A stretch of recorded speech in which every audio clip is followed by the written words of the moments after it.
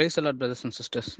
நமது கர்த்தராகிய இயேசு கிறிஸ்துவின் நாமத்தினாலே உங்கள் அனைவரையும் வாழ்த்தி இன்றைய வேத படிப்பினைக்கு நான் உங்களை வரவேற்கிறேன். நம்முடைய தேவனுடைய அன்பும் கிருபையும் சமாதானமும் உங்கள் அனைவரோடும் இருப்பதாக.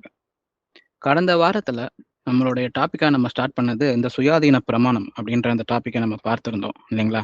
அந்த யாக்கோபு 1 வசனத்துல சுயாதீன பிரமாணமாகிய பூரண பிரமாணத்தை உற்று பார்த்து அதிலே நிலைத்திருக்கிறவனே கேட்கிறதை மறக்கிறவனாய் இராமல் அதற்கேற்ற கிரியையை செய்கிறவனாய் இருந்து தன் செய்கையில் பாக்கியவனாய் இருப்பான் அப்படின்ற இந்த வசனத்தை எடுத்துதான் நம்ம ஆராய்ந்து பார்த்து கொண்டிருந்தோம்.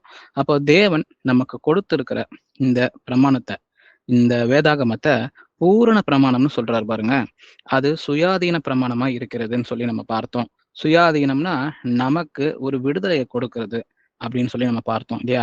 அநேக விஷயங்கள்ல இருந்து நமக்கு விடுதலையை முழுமையா கட்டளையிடுகிற இந்த பிரமாணம் சுயாதீன பிரமாணமா இருக்குது.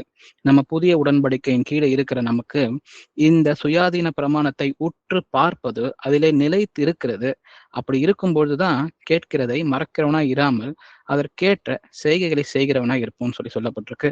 நாம செய்கிற அப்படிப்பட்ட செயல்களில் நம் பாக்கியவனா இருப்போம்னு சொல்லி நம்ம பார்த்தோம் இல்லைங்களா? அப்போ இந்த திருவசனத்தை நம்ம கேட்கிறவர்களா இல்லாம அதன்படி செய்கிறவர்களா இருக்கணும்னு சொல்லிதான் இத சுயாதீன பிரமாணம்னு சொல்லி யாக்கோபு அவருடைய அந்த புத்தகத்துல சொல்லி இருக்கிறாரு. அப்போ எதுல இருந்து நமக்கு விடுதலைன்றதை நம்ம பார்த்தோம். நம்ம பாவத்திலிருந்து நமக்கு விடுதலை, நம்மளுடைய சுய எண்ணங்களில் இருந்து நமக்கு விடுதலை, அப்படின்ற அநேக காரியங்கள்ல இருந்து நமக்கு விடுதலைய இந்த சுயாதீன பிரமாணம் நமக்கு கொடுக்குது அப்படின்னு சொல்லி நம்ம பார்த்துக்கிட்டே வந்தோம்.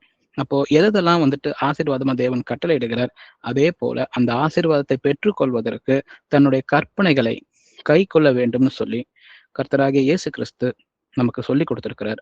அப்படி அந்த கட்டளைகள் என்னவா இருக்கு அப்படின்னு சொல்லிட்டு அதோடைய உள்நோக்கங்கள் எல்லாத்தையும் எடுத்து பார்த்தோம். மலை பிரசங்கத்துல தொடர்ந்து 5ஆம் அதிகாரம், 6ஆம் அதிகாரம், 7ஆம் அதிகாரத்துல அவர் என்னென்ன கட்டளைகள் நியாய பிரமாணத்துல இருந்தது, நான் இதை எப்படி சொல்லுகிறேன்னு சொல்லி அதை திருத்தி சொல்லி கொடுக்கும் போது அதனுடைய உள் அர்த்தம் என்னன்றதை நம்ம ஆராய்ந்து பார்த்து கொண்டிருந்தோம். கடைசியாக நியாயசாஸ்திரி நமக்கு தோன்றுகிற ஒரு கேள்வியை போல ஒரு நியாயசாஸ்திரி அவர்கிட்ட சென்று இதே கேள்வியை கேட்கிறான். பிரதான கட்டளை என்ன? ஏன்னா அநேக கட்டளைகள் கொடுக்கப்பட்டிருக்கு. பிரதான கட்டளை என்ன நம்ம கேட்கும் பொழுது தேவன் 2 கட்டளையை சொல்லுகிறார். உன் முழு இருதயத்தோடும் முழு ஆத்மாவோடும் உன் முழு மனதோடும் அன்பு கூறுவாயாக. இது முதல் பிரதான கற்பனையாக இருக்குதுன்னு சொல்லி கொடுக்கிறார். 2ஆவதாக இதற்கு ஒப்பாய் இருக்கிற கற்பனை என்னவென்றால், உன்னிடத்தில் நீ அன்பு கூறுவது போல பிறனிடத்திலும் அன்பு கூறுவாயாக என்பதே இரண்டாவது கற்பனையா இருக்கு. 2 கற்பனைகளிலும் நியாய பிரமாணம் முழுமையும் தீர்க்க தரிசனங்களும் அடங்கி இருக்கிறது அப்படின்னு தெளிவுபடுத்துறாரு பாருங்க. அப்ப இந்த 2 கட்டளைகளை பிரதானமா வைக்கிறாரு. அப்போ இந்த 2 கட்டளைக்குள்ள எல்லா நியாய பிரமாணங்களும் உள்ளடங்கி இருக்குது அப்படின்னு சொல்றாரு. தனித்தனியா நம்ம கட்டளைகளை எடுத்து புரிந்து கொள்கிறோம். ஆனா அதற்கு வேற இருக்கிறதுன்னு சொல்லி எதன் போய் பார்த்தோம்னா, நம்மை அன்பு செய்வது போல பிறரையும் அன்பு செய்ய வேண்டும்ன்ற அந்த கட்டளைய நமக்கு கொடுக்கிறாருன்னு சொல்லி பார்க்கிறோம். அப்போ இதை பார்த்து கொண்டே வந்தோம். அப்போ அன்பு பத்தி தேவன் என்ன நமக்கு அன்பா சொல்லி கொடுத்திருக்கிறார். நம்மளுடைய அன்பு நாம நினைக்கிற அன்பு தான் தேவன் நமக்கு சொல்லி கொடுக்குற அன்பா, நம்ம கிட்ட இருந்து எதிர்பார்க்கிற அன்பா அப்படின்றத பத்தி தான் இன்றைக்கு நம்ம அந்த அன்பை குறித்தான வசனங்களை எடுத்து நம்ம பார்க்க போகிறோம். ஏன்னா அன்பு எல்லாத்திற்கும் அடிப்படையா இருக்கு பாருங்க. தேவனை நம்ம பிரியமுடன் அவருடைய கற்பனைகளை ஏற்றுக்கொண்டு அவருக்கு செவி சாய்ப்பதற்கும் நமது அன்பு தான் அதற்கு வேற இருக்கிறது. தேவன் நம்மேல் அன்பு வைத்துதான் நம்முடைய பாவங்களை மன்னித்து நம்ம இறங்கி அவர் நமக்கு புதிதான ஒரு வழியை திருப்பி நமக்கு காட்டி கொடுத்திருக்கிறார். அதற்கும் அன்பு தான் வேற இருக்கு பாருங்க. இந்த 2 அன்பையும் நாம சுதந்திரத்தை கொள்ளும் பொழுதுதான் நாம நம்மேல் அன்பா இருக்கிறது போல நம் அயலான் மீதும் அன்பா இருக்க முடியும். வாசிக்கலாம் முதல் வசனமாக கலாத்தியர் 5ஆம் அதிகாரம் 13ஆம் வசனம். சகோதரரே, நீங்கள் சுயாதீனத்திற்கு அழைக்கப்பட்டீர்கள். இந்த சுயாதீனத்தை நீங்கள் மாம்சத்திற்கு ஏதுவாக அனுசரியாமல் அன்பினாலே ஒருவருக்கொருவர் ஊழியம் செய்யுங்கள். ஆமென். அப்போ இந்த சுயாதீன பிரமாணத்திற்கு நம்ம அழைக்கப்பட்ட பிள்ளைகளா இருக்கிறோம். நமக்கு தெரியும் அந்த சுயாதீன பிரமாணத்தை பத்தி நம்ம ஆராய்ந்து பார்த்தோம். அப்போ அந்த சுயாதீனத்திற்கு நம்ம அழைக்கப்பட்டிருக்கும் பொழுது இந்த சுயாதீனத்தை நம்ம எப்படி அனுசரிக்கணும்னு சொல்லி கொடுக்கப்பட்டிருக்கு பாருங்க. இந்த சுயாதீனத்தை நீங்கள் மாம்சத்திற்கு ஏதுவாக அனுசரியாமல் அன்பிலே ஒருவருக்கொருவர் ஊழியம் செய்யுங்கள்னு சொல்லப்பட்டிருக்கு. அப்போ அன்பிலே ஒருவருக்கொருவர் ஊழியம் செய்துதான் இந்த சுயாதீனத்துக்கு நம்ம அழைக்கப்பட்ட பிள்ளைகளா இருக்கிற அந்த காரியங்கள்ல நம்ம ஈடுபடும் பொழுதுதான் அது நிறைவேற்றமா இருக்குது. அப்போ சுயாதீன பிரமாணத்தை உற்று பார்த்து அதன்படி செய்ய விரும்புகிறவர்கள் ஒருவருக்கொருவர் ஊழியம் செய்வதற்காக நாம் அழைக்கப்பட்ட பிள்ளைகளாக இருக்கிறோம்னு சொல்லி நமக்கு வேதம் சொல்லி கொடுக்குது பாருங்க. அப்போ 1 பேதுரு நமக்கு சொல்ல கொடுத்திருக்கிறாரு, இயேசு கிறிஸ்து மரித்தோரிலிருந்து எழுந்ததினாலே அழியாததும் மாசற்றதும் வாடாததும் ஆகிய சுதந்திரத்திற்கு ஏதுவாக ஜீவனுள்ள நம்பிக்கை உண்டாகும்படி தமது மிகுந்த இரக்கத்தின்படியே நம்மை மறுபடியும் ஜெனிப்பித்தார். அப்ப அவர் மறுபடியும் ஜெனிப்பதற்கான நம்ம காரணமே இந்த சுதந்திரத்திற்கு ஏதுவாய் இருக்கிற இந்த நியாயப்பிரமாணம். இந்த பிரமாணத்துல அது அழியாததும் மாசற்றதும் வாடாததுமா இருக்குது. ஜீவனை கொடுக்குகிற இந்த பிரமாணத்துல நாம் இருக்கும்படியாக தான் நம்மளை மறுபடியும் ஜெனிப்பித்தார்னு சொல்லி பார்க்கிறோம். அப்ப மறுபடியும் ஜெனிப்பிக்க வேண்டிய காரணமே ஏன் ஏற்படுதுன்னா, இந்த உண்மையான இந்த அன்பை நம்ம புரிந்து கொள்ளாம, நம்ம சுய அன்புன்னு நம்மளுடைய ஓன் டெஃபினிஷன் பிரகாரம் ஆதாம் ஏவாள் காலத்தில் இருந்து நம்ம போன தோட்டு தான் இந்த ஜெனிப்பித்தலுக்கான ஒரு காரணமே வந்துட்டு வழி வந்தது பாருங்க. இந்த ஜெனிப்பித்தலை தேவன் நமக்கு செய்து மறுபடியும் புதுப்பித்து தன்னுடைய அந்த சுயாதீனத்திற்கு நம்மளை அழைக்கிறாரு. அந்த அன்பு என்னன்றதை நமக்கு சொல்லி கொடுக்குறாரு. அப்ப நம்ம மத்தேயுல நம்ம வாசிச்சோம். அப்போ உன் தேவனாகிய கர்த்தரிடத்தில் முழு இருதயத்தோடும் முழு ஆத்துமாவோடும் முழு மனதோடும் அன்பு கூறுவாயாக. முதல் கட்டளையும் அன்பை பத்தி தான் இருக்கு.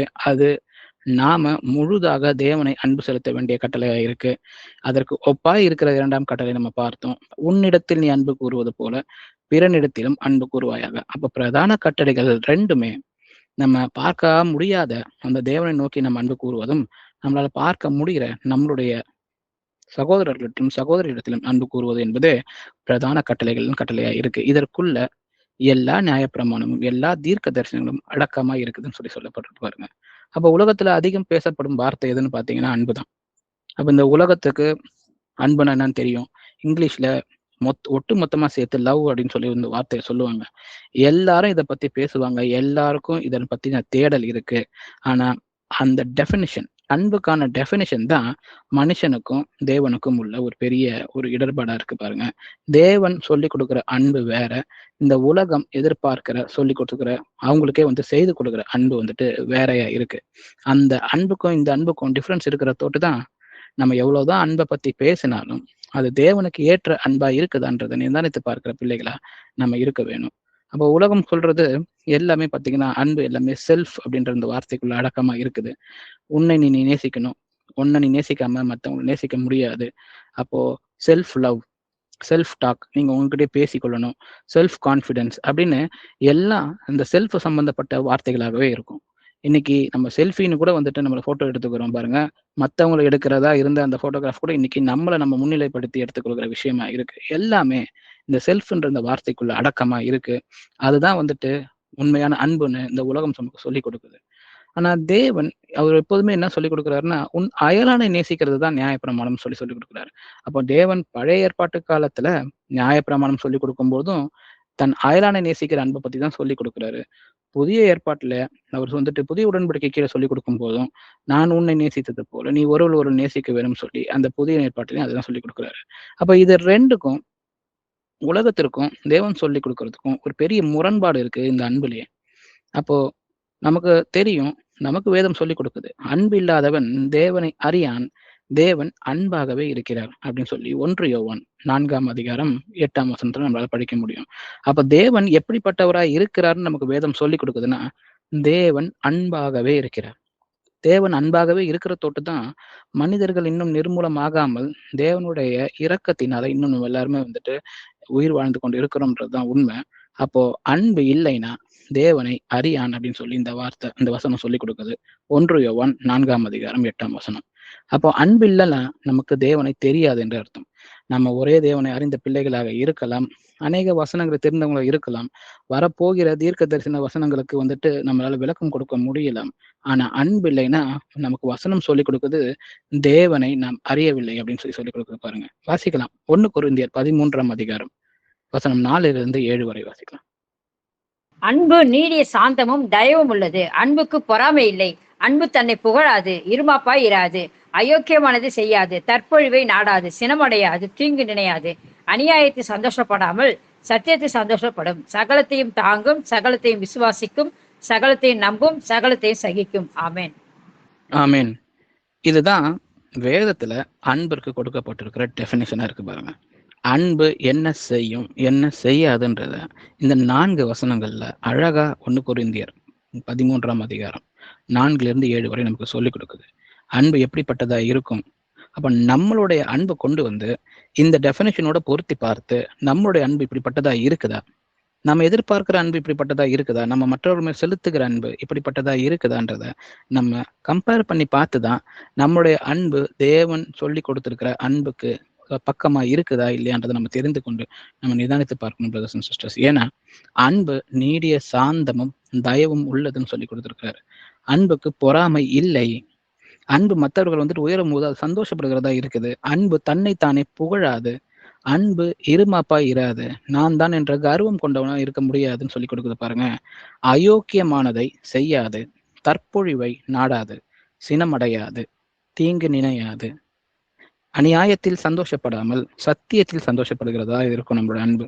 சகலத்தையும் தாங்கும், சகலத்தையும் விசுவாசிக்கும், சகலத்தையும் நம்பும், சகலத்தையும் சகிக்கும்னு சொல்லி கொடுக்குறாரு. அப்போ அன்புக்கான டெஃபினேஷன் இதுதான் சொல்லி வேதாகம் சொல்லி கொடுக்குது. இதுல எது நம்ம கிட்ட இருக்கு, இல்ல நம்மளுடைய அன்புல என்ன குறைபாடு இருக்குன்றத நமக்கு சொல்லிக் கொடுப்பதற்காகவே இந்த வசனம் கொடுக்கப்பட்டதா இருக்கு. அதே 1 கொரிந்தியர் 13ஆம் அதிகாரத்துல 13ஆம் வசனம் வாசிக்கலாம். இப்பொழுதும் விசுவாசம், நம்பிக்கை, அன்பு இம்மூன்றும் நிலைத்திருக்கிறது. இவைகளில் அன்பே பெரியது. ஆமென். ஆமென். அப்ப இந்த 13ஆம் அதிகாரம் 1 கொரிந்தியர் நீங்க படிச்சுக்கிட்டே வந்தீங்கன்னா விசுவாசத்தை பற்றியும் சொல்லிக் கொடுக்கப்பட்டிருக்கும். நம்பிக்கை என்னன்றதை சொல்லிக் கொடுக்கப்பட்டிருக்கும். ஆனா இம்மூன்றும் நிலைத்திருக்கும் பொழுது இவை மூன்றிலும் பெரியதா இருக்கிறது அன்பே என்று அன்பை பற்றியும் சொல்லிக் கொடுத்திருப்பாரு பாருங்க. தீர்க்க தரிசனங்களா இருந்தாலும் சரி, எந்த விதமான ஆவியின் வரங்களை பெற்றதா இருந்தாலும் சரி, அது மற்றவர்களுடைய பக்தி விருத்திக்காகத்தான் ஆவியின் வரங்கள் ஒருவருக்கு கொடுக்கப்படுகிறதுனா அதுக்கு பின்னாடி இருந்து செயல்படுவது அன்பாய் இருக்கும்போது மட்டும்தான் அந்த வரங்கள் சரியாக பயன்படுத்தக்கூடியதா இருக்கும்னு சொல்லி அன்பே பெரியதுன்னு சொல்லி எல்லாத்தையும் விட வந்துட்டு வசனம் நமக்கு சொல்லிக் கொடுக்குது. அப்போ அன்புதான் அடிப்படையா இருக்குதுன்றதை நம்ம பார்க்கிறோம். அப்போ இந்த கட்டளையில முதல் பகுதி, நீங்கள் உன்னில் அன்பாய் இருக்கிறது போல பிறனிலும் அன்பு கூறுவாயாக அப்படின்னு சொல்லப்பட்டிருக்கு. இது நம்மில் அன்பா இருக்கிறதுனா என்னன்னு சொல்லி சில வசனங்களை கொண்டு நம்ம ஆராய்ந்து பார்க்கலாம். ஏன்னா நம்ம அன்பா இருப்பதுன்னா நமக்கு என்ன இது வரைக்கும் தெரிந்திருக்கு. ஆனா வசனம் என்ன சொல்லிக் கொடுக்குதுன்றதை பார்க்கலாம். அப்ப இந்த வசனம் பழைய ஏற்பாட்டு காலத்திலிருந்தே சொல்லப்பட்டு வந்திருக்கிறது. வாசிக்கலாம். லேவியராகமம் 19ஆம் அதிகாரம் 18ஆம் வசனம். பழிக்கு பழி வாங்காமலும் உன் ஜனபுத்திரர் மேல் பொறாமை கொள்ளாமலும் உன்னில் நீ அன்பு கூறுவது போல் பிறரிலும் அன்பு கூறுவாயாக. நான் கர்த்தர். ஆமென். ஆமென்.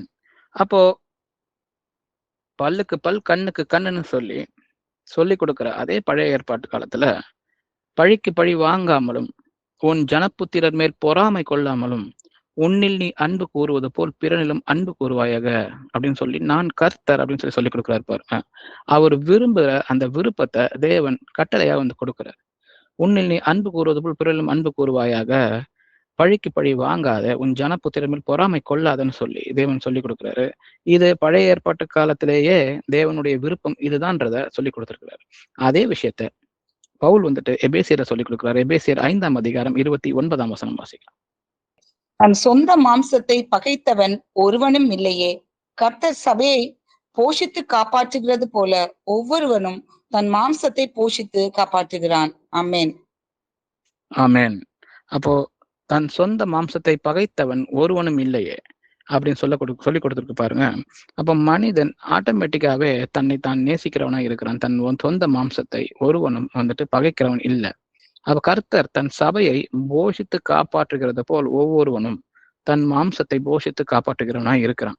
அப்போ நமக்கு பிறவியிலேயே நம்மேல் நமக்கு அன்பு கூறுவதற்கான அந்த இருதயத்தை தேவன் கொடுத்திருக்கிறார். அதை நம்ம வேற யாரும் நமக்கு சொல்லிக் கொடுக்க தேவையில்லை. இன்னைக்கும் கூட ஒரு சிறு குழந்தையை எடுத்து நீங்க பார்த்தீங்கன்னாலும் கூட தனக்கு தேவையானதற்காக அந்த அழுது அதை பெற்றுக்கொள்கிற வரைக்கும் வந்துட்டு பொறுமை இல்லாமல் இருக்கிற அந்த குணம் யாரும் சொல்லி கொடுக்கறது இல்லை பாருங்க. அந்த பிள்ளைகளுக்கு தானாகவே வருது. பிறப்பிலிருந்தே வருகிறது. தனக்கு தேவையானதை கேட்டு பெற்றுக்கொள்ளணுன்ற அந்த எண்ணம், தன்னுடைய தேவைகளை சாட்டிஸ்ஃபை பண்ணிக்கணும் அப்படின்ற எண்ணம் கொடுக்கப்பட்டதா இருக்கிறது. தன் மாம்சத்தை போஷித்து காப்பாற்றுகிறவனாய்தான் ஒவ்வொரு மனிதனும் படைக்கப்பட்டிருக்கிறான். அப்போ நம்ம மேல இருக்கிற அன்பு நமக்கு வந்துட்டு அதுவாக கொடுக்கப்பட்டிருக்கிறது. அது தேவனுடைய சித்தமாவே இருக்குதுன்னு சொல்லி பார்க்கிறோம். அப்போ வேதம் உன்னில் நீ அன்பு கூறுவது போல அப்படின்னு சொல்ற இந்த வார்த்தை நம்ம மேல் அன்பு கூறுவதுன்னா என்னன்றதை நம்ம புரிந்து கொள்வதற்கு அது வந்து உதவுகிறதான்றது நம்ம பார்க்கிறோம். ஏன்னா நம்ம உலகம் சொல்லி கொடுத்திருக்கிறது போல நம்ம சுயநலத்தினால நம்ம அதன் பின்னாடி செல்வதற்கு ஆன அன்பு தான் அன்பு நம்ம நினைத்து கொண்டிருக்கிறோம். ஆனா அது கிடையாது பாருங்க.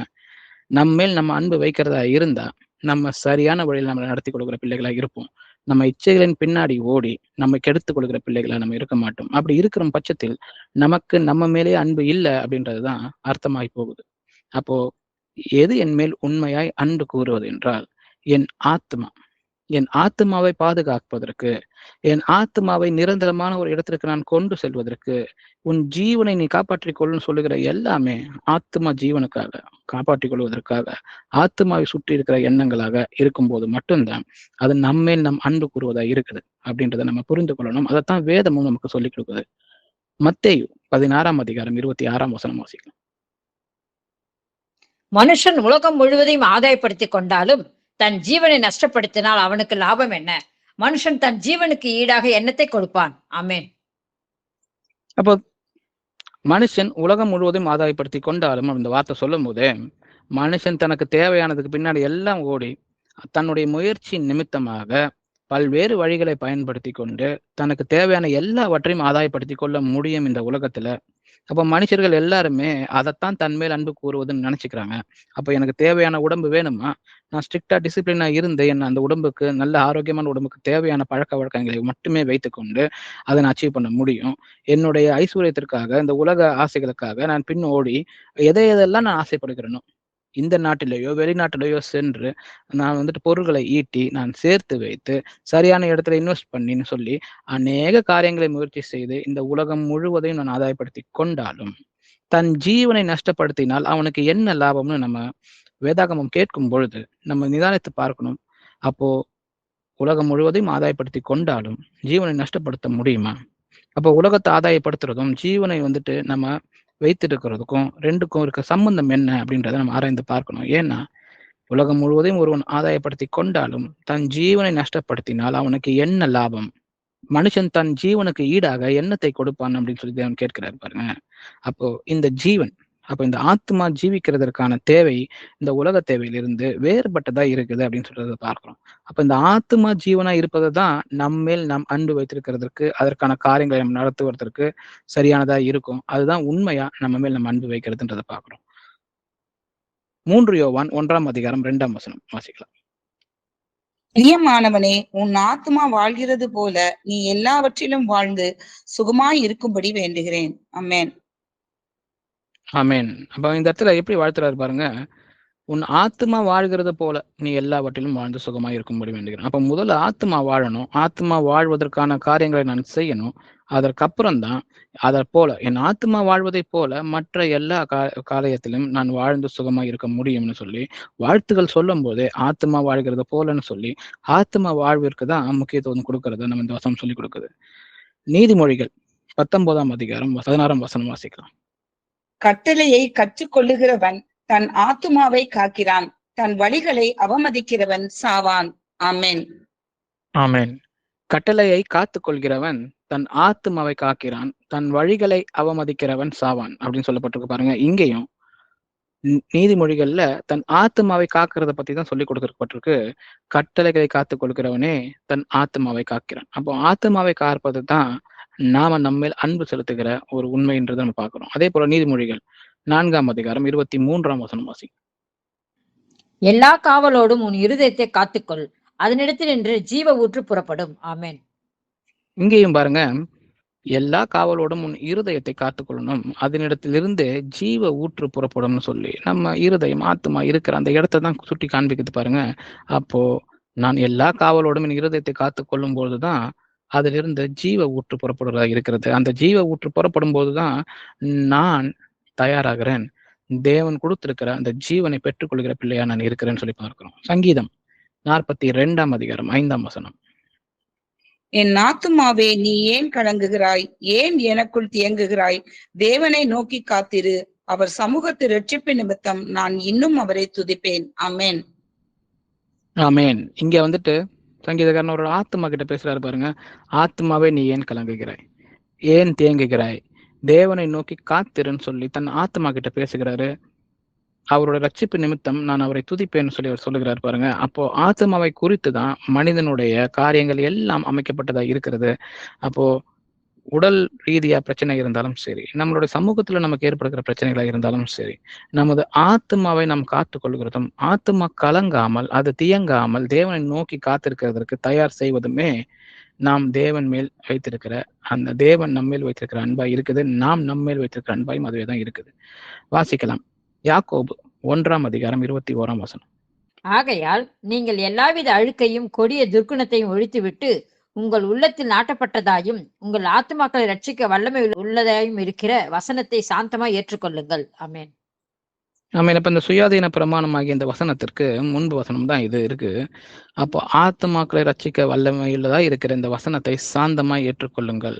அப்ப இந்த சுயாதீன பிரமாணம் எப்போ நமக்குள்ள வேலை செய்ய ஆரம்பிக்குதுன்னா, அந்த வசனங்களை சாந்தமாய் நம்ம ஏற்றுக்கொள்ளும் பொழுது, இந்த வசனங்கள் எப்படிப்பட்டதா இருக்குதான், ஆத்துமாக்களை ரட்சிக்க வல்லமை உள்ளதா இருக்குதுன்னு சொல்லி பார்க்கிறோம்.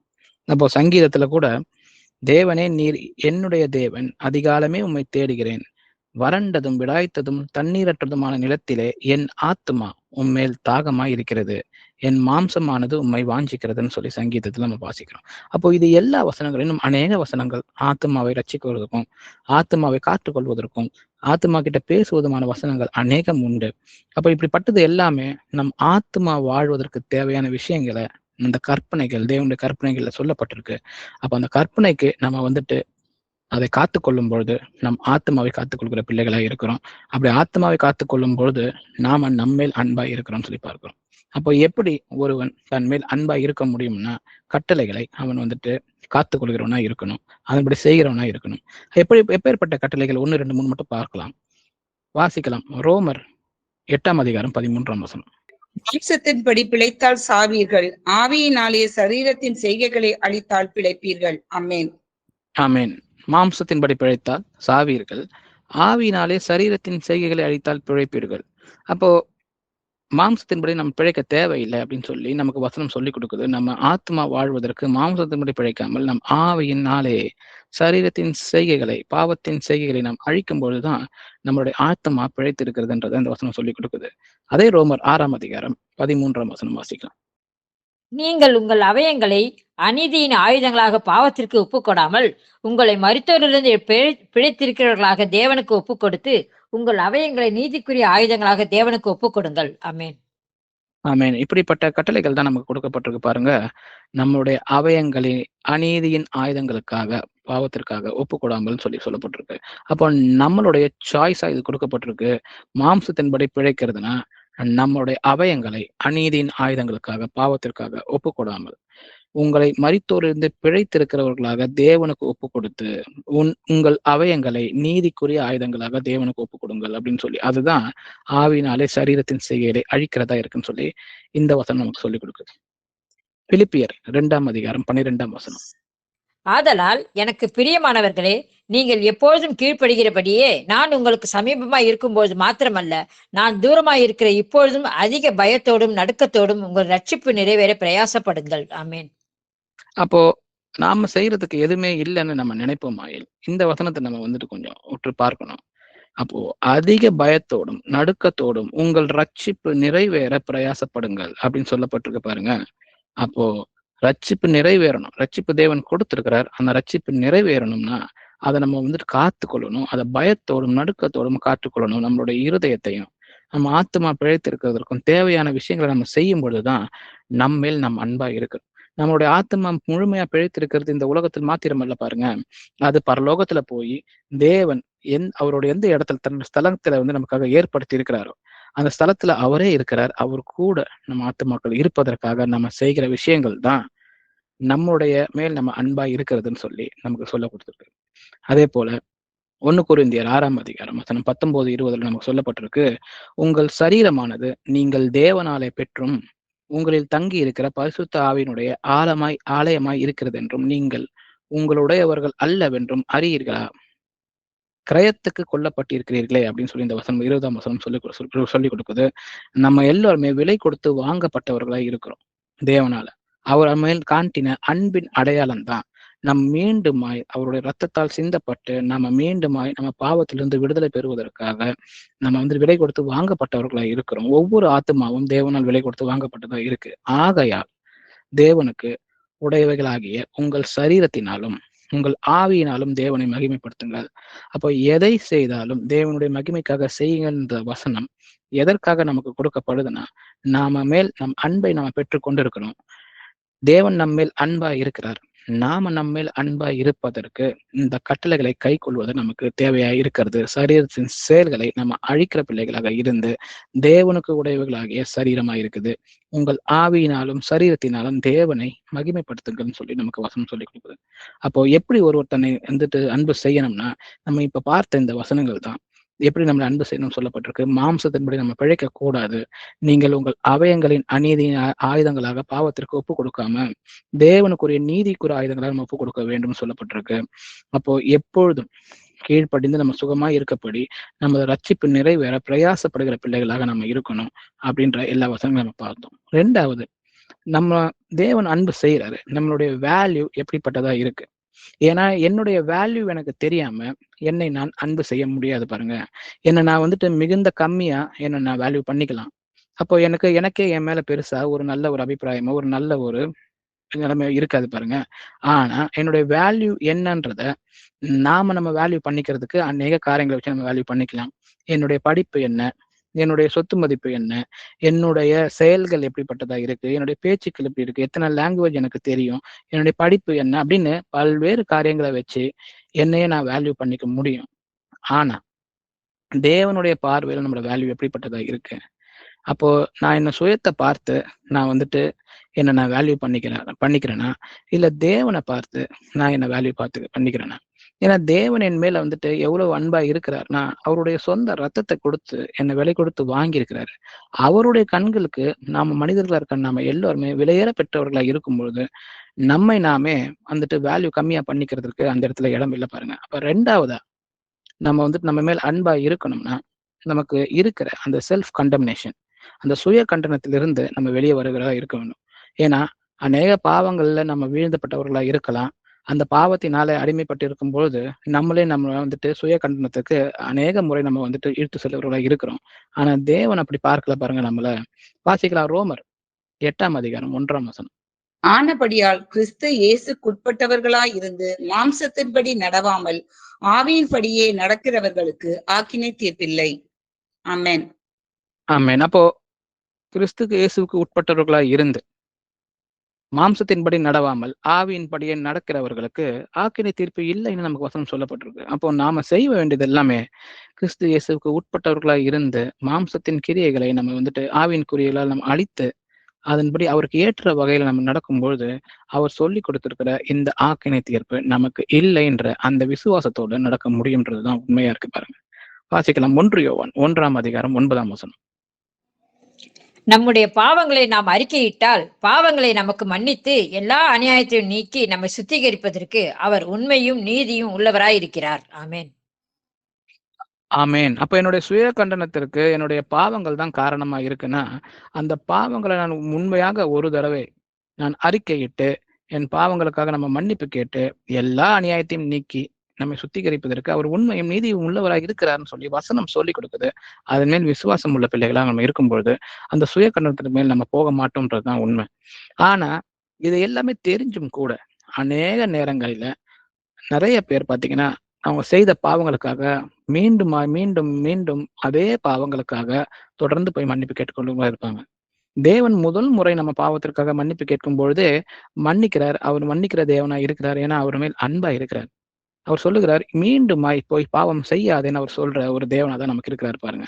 அப்ப நாம தான் நம்ம ஒவ்வொரு தடவையும் வீழும் பொழுதும் இல்ல ஒவ்வொரு தடவையும் நினைத்து பார்க்கும் பொழுதும் நம்ம போய் அதற்காக மாவு மன்னிப்பு கேட்டுட்டே இருக்கிறோம். ஏன்னா நாம தேவன் நம்ம பாவத்தை மன்னிச்சும் கூட அந்த பாவத்தை சுமக்கும் பொழுது நாம நம்ம மேல் அன்பா இல்லை அப்படின்றதுதான் உண்மை. அப்ப நான் என் மேல் அன்பா இருந்தால்தான் நான் அன்பா இருக்கிறது போல மற்றவர் மேல் அன்பா இருக்க முடியும். அப்ப நான் என் மேல் அன்பா இருக்கிற விஷயத்துல நம்ம பார்த்து கொண்டு வரோம். முதலாவது தேவனுடைய கட்டளைகளை நம்ம காத்துக் கொள்கிற பிள்ளைகளாக இருக்கணும்னு பார்த்தோம். இரண்டாவதாக இந்த சுய கண்டனத்திலிருந்து நம்ம முழுமையாக விடுதலை பெற்றவர்களாக இருக்கணும்னு சொல்லி பார்க்கணும். நம் பாவங்களை அறிக்கையிட்டால் பாவங்களை நமக்கு மன்னித்து எல்லா அநியாயத்தையும் நீக்கி வந்துட்டு நம்மை சுத்திகரிப்பதற்கு அவர் உண்மையும் நீதியும் உள்ளவராய் இருக்கிறார்ன்றதை நம்ம மீண்டும் மீண்டுமாய் நம்ம சொல்லி நமக்கு புரிந்து கொள்ளணும் பாருங்க. அப்போ நீதி உள்ளவர்னு சொல்லி அந்த வார்த்தையை நம்ம கவனிச்சு பார்க்கணும். அப்போ மன்னிப்புன்றது ஒரு உணர்ச்சி பூர்வமான ஒரு விஷயம் இல்லை பாருங்க. அதுல சிலுவை மரணம் இருக்குது. அதுக்கு பின்னாடி தேவன் நீதிபரரா இருக்கிறார். அந்த சிலுவை மரணத்தை ஏற்றுக்கொண்டு நீதியை சரி கட்டி தான் நமக்கு அந்த மன்னிப்பை கொடுத்திருக்கிறார்ன்றதை நம்ம புரிந்து கொள்கிறோம். அப்போ உதாரணத்துக்கு நம்ம பேதுருவை பார்க்க முடியும். 3 முறை பேதுரு கிறிஸ்துவை மறுதலித்தும் கூட அந்த யோவான் 21ஆம் அதிகாரத்தை நம்ம வாசி பார்த்தோம்னா நமக்கு தெரியும் இல்லைங்களா? அப்போ பகிரங்கமாக தேவன் வந்துட்டு அவர்கிட்ட பேசி அவர் மீட்டு எடுக்கிறார். மறுதலித்ததுலேருந்து அவர் வந்து பாவத்தை மன்னிக்கிறார் பாருங்க. அப்போ பேதுரு அந்த 3வது நாள் வரைக்கும் இருந்து இயேசு கிறிஸ்து உயிர் தெழுந்த இயேசு கிறிஸ்துவை பார்ப்பதற்கு அந்த சுய மன்னிப்பை வந்துட்டு ஓரளவுக்காவது அவர் வந்து மனதுல வெட்டு கொள்ளாம இருந்தாருன்னா, அவருக்கு வந்துட்டு அந்த யோவான் 21ஆம் அதிகாரத்துல நடந்த அந்த கிரேட் கமிஷன் அவர் அனுப்புகிறார் இல்லையா? அப்ப அதுவும் நடந்திருக்காது. பெந்தகோஸ்தே நாள்ல அப்போஸ்தலர் 2ஆம் சாப்டர்ல அவர் எழுந்திருச்சு அந்த பேசுற அந்த வசனங்கள் எல்லாமே இல்லாம போயிருக்கும். எப்படின்னா அவர் செல்ஃப் கண்டம்னேஷன்லயே இருந்து அவர் அங்கேயே வந்துட்டு அதே விட்டுருந்தாருன்னா அந்த விசுவாசத்தை. ஆனா விசுவாசத்தை காத்து கொண்டார். தேவனுடைய மன்னிப்பை பெற்றுக்கொண்டார். அப்புறம் தேவனுக்காக பாத்திரமாய் நடந்து கொண்டார்னு சொல்லி நம்ம வாழ்க்கையை பார்க்கிறோம். இதே எக்ஸாம்பிள் நம்ம யூதா சிசேருக்கும் சொல்ல முடியும். அந்த 2 நாள்ல தன்னுடைய அந்த சுய கண்டனத்தினாலேயே இடிந்து போய் விசுவாசம் குறைந்து போய் அந்த இடத்துல வேற வழி இல்லாம தன்னை வந்துட்டு அவன் கொலை செய்து கொள்கிறான். அப்படி இருக்கும்பொழுது அவனால வந்துட்டு அந்த 3ஆம் நாள்ல உயிர் தெழுந்த இயேசு கிறிஸ்துவை பார்க்க முடியல. அவனுக்கு வந்துட்டு ஒரு மீட்பே இல்லாம போயிடுச்சு பாருங்க. அப்போ சுய கண்டனம் நம்மை நாம் அன்பு செய்வதற்கு தடையா இருக்கிற ஒரு விஷயமா இருக்கு. லூக்கா 15ஆம் அதிகாரம் 17ஆம் வசனம் வாசிக்கலாம். அவனுக்கு புத்தி தெளிந்த போது அவன், என் தகப்பனுடைய கூலிக்காரர் எத்தனையோ பேரும் பூர்த்தியான சாப்பாடு இருக்கிறது, நானோ பசியினால் சாகிறேன். ஆமென். ஆமென். இது வந்துட்டு நமக்கு தெரியும் இல்லைங்களா? அந்த குமாரன், கெட்ட குமாரன் உவமையில வருகிற வசனமா இருக்கு. அப்ப அந்த கெட்ட குமாரன் எந்த இடத்துல ஒரே ஒரு சரியான முடிவை எடுக்கிறான்னா இந்த வசனம் மட்டும்தான் பிரதர்ஸ் அண்ட் சிஸ்டர்ஸ். அந்த சாப்டர்லயே அவனுக்கு புத்தி தெளிந்த போது அப்படின்னு சொல்லி வசனம் ஆரம்பிக்குது பாருங்க. புத்தி தெரிந்தவர்களை நம்ம இருக்கணும்னா தகப்பனுக்கிட்ட திரும்ப செல்லுகிற பிள்ளைகளாக நம்ம இருப்போம். பாவத்தை வந்து சொல்ல அவர் மன்னிச்சிடுவாருன்ற அந்த விசுவாசத்தோட அவர்கிட்ட போற பிள்ளைங்களா இருப்போம். அப்படிதான் அந்த கெட்ட குமாரன் செய்த ஒரே புத்தி தெளிந்த ஒரு விஷயம் என்னன்னா, என் தகப்பனுடைய கூலிக்காரர் எத்தனையோ பேருக்கு பூர்த்தியான சாப்பாடு இருக்கிறது, நானும் பசியால் சாகிறேன்னு சொல்லி மீண்டுமா எழுந்து தன் தகப்பன் கிட்ட போறதற்கு அவன் எடுக்கிற அந்த முடிவுதான் அவன் புத்தி தெரிந்தவனாய் இருக்கிறான். அதை செய்யும் போது அவன் முழுமையா மன்னிக்கப்பட்டு ஏற்றுக்கொள்கிறான்றதை நம்ம பார்க்கணும். அப்ப மனம் திரும்புதல் தான் நம்மளுடைய சுய கண்டத்திலிருந்து முழுமையா விடுதலை பெறக்கூடிய விஷயமா இருக்கு. அப்ப மனம் திரும்பணும். என்னுடைய இஷ்டத்தின்படி என் மனதை நான் செலுத்தி கொண்டிருக்கிறேன். ஒரு காலகட்டத்துல அது தப்பு, அதனுடைய பிரச்சனைகளை நான் பார்த்த பின்பு மனம் திரும்புகிறேன் தேவனை நோக்கி. அப்போ அது உண்மையான நன்மையை நமக்கு கொடுக்கக்கூடியதா இருக்கு. அப்போ கடந்த காலத்துல நடந்த குற்றங்களா இருந்தாலும் சரி, அதனால நடந்த அந்த குற்றத்தின் விளைவுகள் கான்சிக்வன்சஸ் இன்னைக்கும் நமக்குள்ள இருந்தாலும் சரி, அதை பற்றி கொண்டு நம்ம அப்படியே அதிலேயே இருப்போம்னா நமக்கு விசுவாசம் இல்லை. தேவன் எதிர்பார்க்கிற விசுவாசம் இல்லை. நம்ம அந்த சுய கண்டனத்தின் வஞ்சனையில மாட்டிக்கொண்டிருக்கிற பிள்ளைகளாக இருக்கிறோன்றதுதான் உண்மை.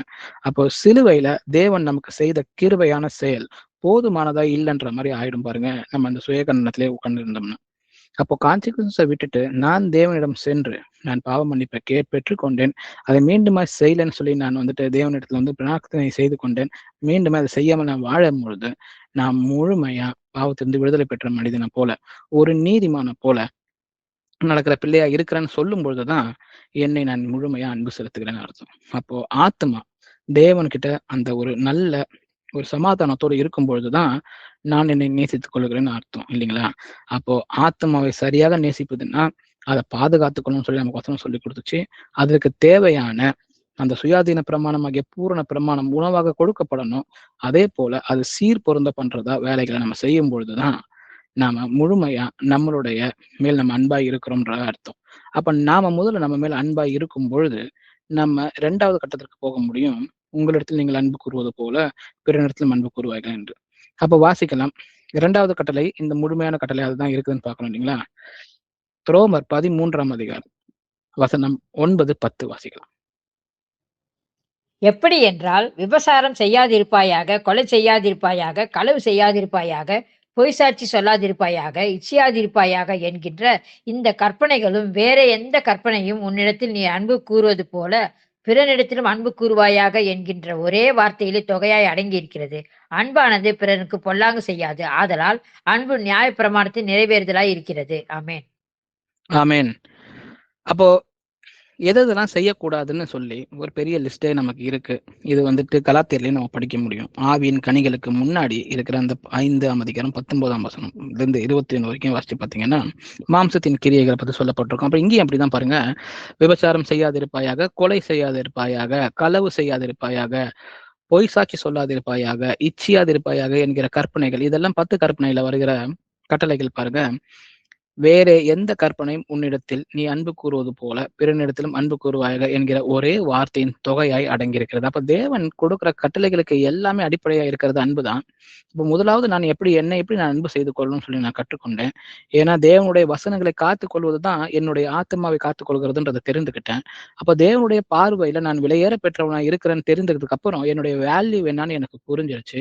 அப்போ அதுக்கு எதிராக இருக்கிற என்னுடைய சுய கண்டனத்தை நான் ஒழிச்சிட்டு தேவனிடத்துல மனம் திரும்பி தேவன் மன்னிச்சுட்டாருன்ற முழு நம்பிக்கையோட நான் செயல்படுகிறேன். அப்போ என் முதல் கட்டத்துல நான் வந்துட்டு தேவன் எதிர்பார்க்கிற அன்பு என் மேல் நான் அன்பா இருக்கிறேன்றதை நிறைவேறிடுச்சு. இப்ப இரண்டாவதா தான் நம்ம மற்ற மேல் இருக்கிற பிறனிடத்தில் இருக்கிறத நான் அன்பு கூறுறதை நம்ம பார்க்கணும். அப்போ இந்த கட்டளைகள் எல்லாமே விபச்சாரம், கொலை, களவு, பொய் சாட்சி, இச்சிக்கிறது, இது எல்லாமே மத்தவங்க மேல் அன்பு இருந்துச்சுன்னா, மத்தவங்களுக்கு நமக்கு அன்பு இருந்துச்சுன்னா, இந்த எல்லாமே நடக்காதுன்னு சொல்லி நம்ம சொல்லிக் கொடுக்குறாரு பாருங்க. அதனாலதான் இந்த அன்பு கூறுவாயாகன்ற ஒரே வார்த்தையில எல்லாமே அடங்கிருச்சு. அன்பு இல்லாத இடத்துலதான் இந்த பாவங்களுக்கான காரியங்கள் உண்டு. அன்பு இருக்கிற இடத்துல இந்த பாவங்களுக்கு வழி இல்லை அப்படின்றத புரிஞ்சுக்க முடியும். அப்போ 2மே இது இருந்தா அது இல்லைன்ற விஷயம்ன்றத நம்ம புரிஞ்சுக்கணும். அப்போ ஒவ்வொன்றையும் தனித்தனியா பார்க்கறத காட்டிலும் நான் அன்பாய் இருக்கிறதுனா அந்த அன்பு தேவன் கொடுக்குற அன்பு எப்படிப்பட்டதா இருக்குது, அந்த அன்பை நம்ம மற்றவங்களுக்கு காண்பிக்கிறான்றதை நம்ம புரிந்து கொள்ளும்போது அநேக பாவங்கள் லிஸ்ட்ல இல்லாத பாவங்கள் கூட நம்ம மேல இருந்து விழுந்து போயிடும். ஏன்னா நம்ம அன்பை முன்னிலைப்படுத்தும் பொழுது அன்பானது பிறனுக்கு பொல்லாங்கு செய்யாது. ஆதலால் அன்பு நியாய பிரமாணத்தின் நிறைவேறுதலா இருக்கிறது. அப்ப நான் செய்கிற எந்த காரியங்களா இருந்தாலும் சரி, நான் நினைக்கிற எந்த காரியங்களா இருந்தாலும் சரி, பிறருக்கு அது வந்துட்டு பொல்லாங்கு செய்யற விஷயமா இருந்தால் அது நியாயப்பிரமாணத்தின் நிறைவேறுதல் இல்லை அப்படின்றத புரிந்து கொண்டு நாம அந்த காரியத்தை விட்டு விடும் பொழுதுதான் நாம பிறரிடத்தில் முழுமையா அன்பா இருக்க வேண்டும். அப்போ இதை செஞ்ச அன்பு இருக்கா இல்லையா, அப்ப அதை செஞ்ச அன்பு இருக்கா இல்லையா அப்படின்னு தனித்தனியா நம்ம யோசிச்சு பார்க்கறத காட்டிலும் இதை செய்தா நான் அன்பா இருக்கிறேனா இல்லையா. ஏன்னா அன்புக்கான அந்த டெஃபினிஷனை நம்ம படிச்சுட்டோம் இல்லைங்களா. அன்புக்கான டெஃபினிஷன் வந்துட்டு 1 கொரிந்தியர்ல நம்ம படிச்சுட்டோம் முன்னாடியே. அன்பு தன்னலம் பாராட்டாது, அன்பு பொறாமை கொள்ளாது, அன்பு நீதிய பொறுமையா இருக்கும்னு சொல்லி, அன்பு எப்படிப்பட்டதா இருக்குன்னு சொல்லி அதுக்கு நம்ம முக்கியத்துவம் கொடுக்கும்போது அநேக காரியங்கள்ல இருந்து நம்ம விடுதலை பெற்ற பிள்ளைகளா இருக்க முடியும். அப்படிதான் நம்ம மற்றவங்க மேல் அன்பு செலுத்துகிற பிள்ளைகளா இருக்க முடியும். அப்போ மேலும் நமக்கு அருளப்பட்ட பரிசுத்த ஆவியினாலே தேவ அன்பு நம்முடைய இருதயங்களில் ஊற்றப்பட்டிருக்கிறபடியினால் அந்த நம்பிக்கை நம்மை வெட்கப்படுத்தாதுன்னு சொல்லி ரோமர் 5ஆம் அதிகாரம் 5ஆம் வசனத்துல பார்க்க முடியுது பாருங்க. அப்போ தேவன் நமக்கு அருளப்பட்ட பரிசுத்த ஆவியினாலே தேவ அன்பு நம்முடைய இருதயங்களில் ஊற்றப்பட்டிருக்குன்னு சொல்லி வசனம் சொல்லி கொடுக்குது நமக்கு. அப்போ என்ன அர்த்தம்னா, தேவனுடைய பரிசுத்த ஆவி நம்ம பெற்றுக்கொண்டிருக்கிறோம்னு சொல்லும் போது தேவனுடைய அன்பும் நம்மளுடைய இருதயங்களில் ஊற்றப்பட்டு இருக்குதுன்றதுதான் உண்மை. அப்போ யாராவது ஒருவர் நான் பரிசுத்தாவியை பெற்றுக்கொண்டு இருக்கிறேன், பரிசுத்தாவினால் நடத்தப்படுகிறேன்னு சொல்லிட்டு அன்பு இல்லைன்னா அந்த இடத்துல பரிசுத்தாவியின் அவரோட தேவ அன்பு இருதயங்கள் ஊற்றப்படவில்லையான்றதுதான் அங்க கேள்வியாகுது பாருங்க. ஆனா வசனம் நமக்கு சொல்லி கொடுத்துருச்சு, நீங்கள் நம்முடைய இருதயங்களில் நமக்கு வந்துட்டு தேவனுடைய அன்பு ஊற்றப்பட்டு இருக்குதுன்னு சொல்லி கொடுத்துருச்சு. அப்ப நம்ம அதை விசுவசிக்கிற பிள்ளைகளா தான் நம்ம இருக்கணும். அப்ப தேவனுடைய அன்பு நம்மளோட இருதயத்துல இருக்குதுன்னா அந்த அன்பை நம்ம மற்றவர்கள் மேல் காண்பிக்கிற பிள்ளைகளாக நம்ம இருக்கணும்னு சொல்லி நம்மளை அழைக்கிறாரு. நீதிமொழிகள் 19ஆம் அதிகாரம் 17ஆம் வசனத்துல, ஏழைக்கு இறங்குகிறவன் கர்த்தனுக்கு கடன் கொடுக்கிறான், அவன் கொடுத்ததை அவர் திரும்பி கொடுப்பார்னு சொல்லப்பட்டிருக்கு பாருங்க. அப்ப இந்த கடன்ன்றது வெறும் அந்த இடத்துல ஒரு ஒரு காசு, ஒரு பணம் அப்படின்றது மட்டும் இல்ல, மாம்ச தேவைகளை சந்திக்கிறது மட்டும் இல்ல பாருங்க. எதை நாம் செய்கிறோமோ அதை தேவன் நமக்கு மீண்டுமாய் செய்கிறார்னு சொல்லி இந்த வசனம் நமக்கு சொல்லிக் கொடுக்குது. அப்போ நாம அன்பாய் இருக்கும்போது தேவன் நம்ம மீது மீண்டும் இன்னும் அதிகமாய் அன்பாய் தான் இருக்கிறார் பாருங்க. இன்னும் அதிகமாய் நமக்கு சொல்லிக் கொடுக்கிறாருன்றதுதான் உண்மை. அப்போ அன்பின் அடிப்படையில நம்ம எப்போதுமே கட்டப்பட்ட பிள்ளைகளாக நம்ம இருக்கணும். அப்போ கலாத்தியர் 5ஆம் அதிகாரம் 14ஆம் வசனமும் இதேதான் நமக்கு சொல்லிக் கொடுக்குது. உன்னிடத்தில் நீ அன்பு கூறுவது போல பிறனிடத்திலும் அன்பு கூறுவாயாக என்கிற இந்த ஒரே வார்த்தையிலே நியாயப்பிரமாணம் முழுவதும் நிறைவேறும்னு சொல்லி பவுல் இந்த இடத்துல சொல்லிக் கொடுக்கிறார் கலாத்தியர்களுக்கு.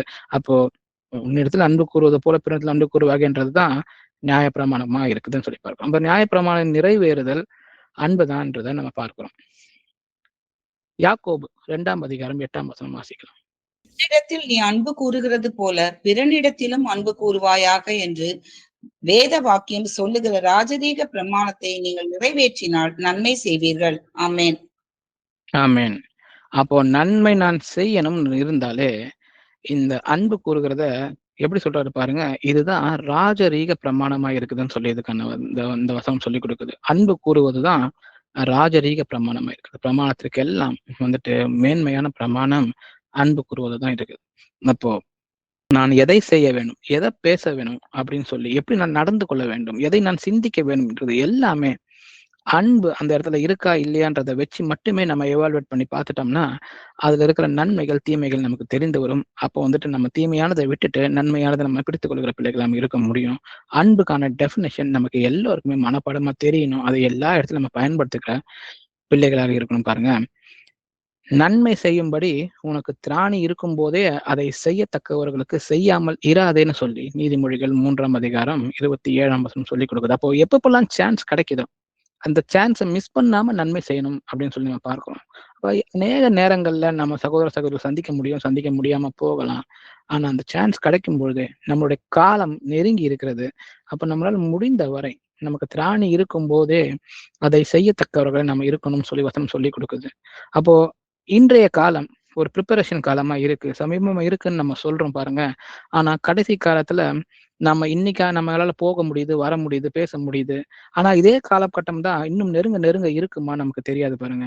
அப்போ இந்த பூமியின் பிரபஞ்சத்தின் மேல வருகிற பிரச்சனைகள்ல நம்ம வந்துட்டு எங்கேருந்து ஒரு இடத்துல இருந்து இன்னொரு இடத்துக்கு போக முடியாத காலம் வர முடியும்.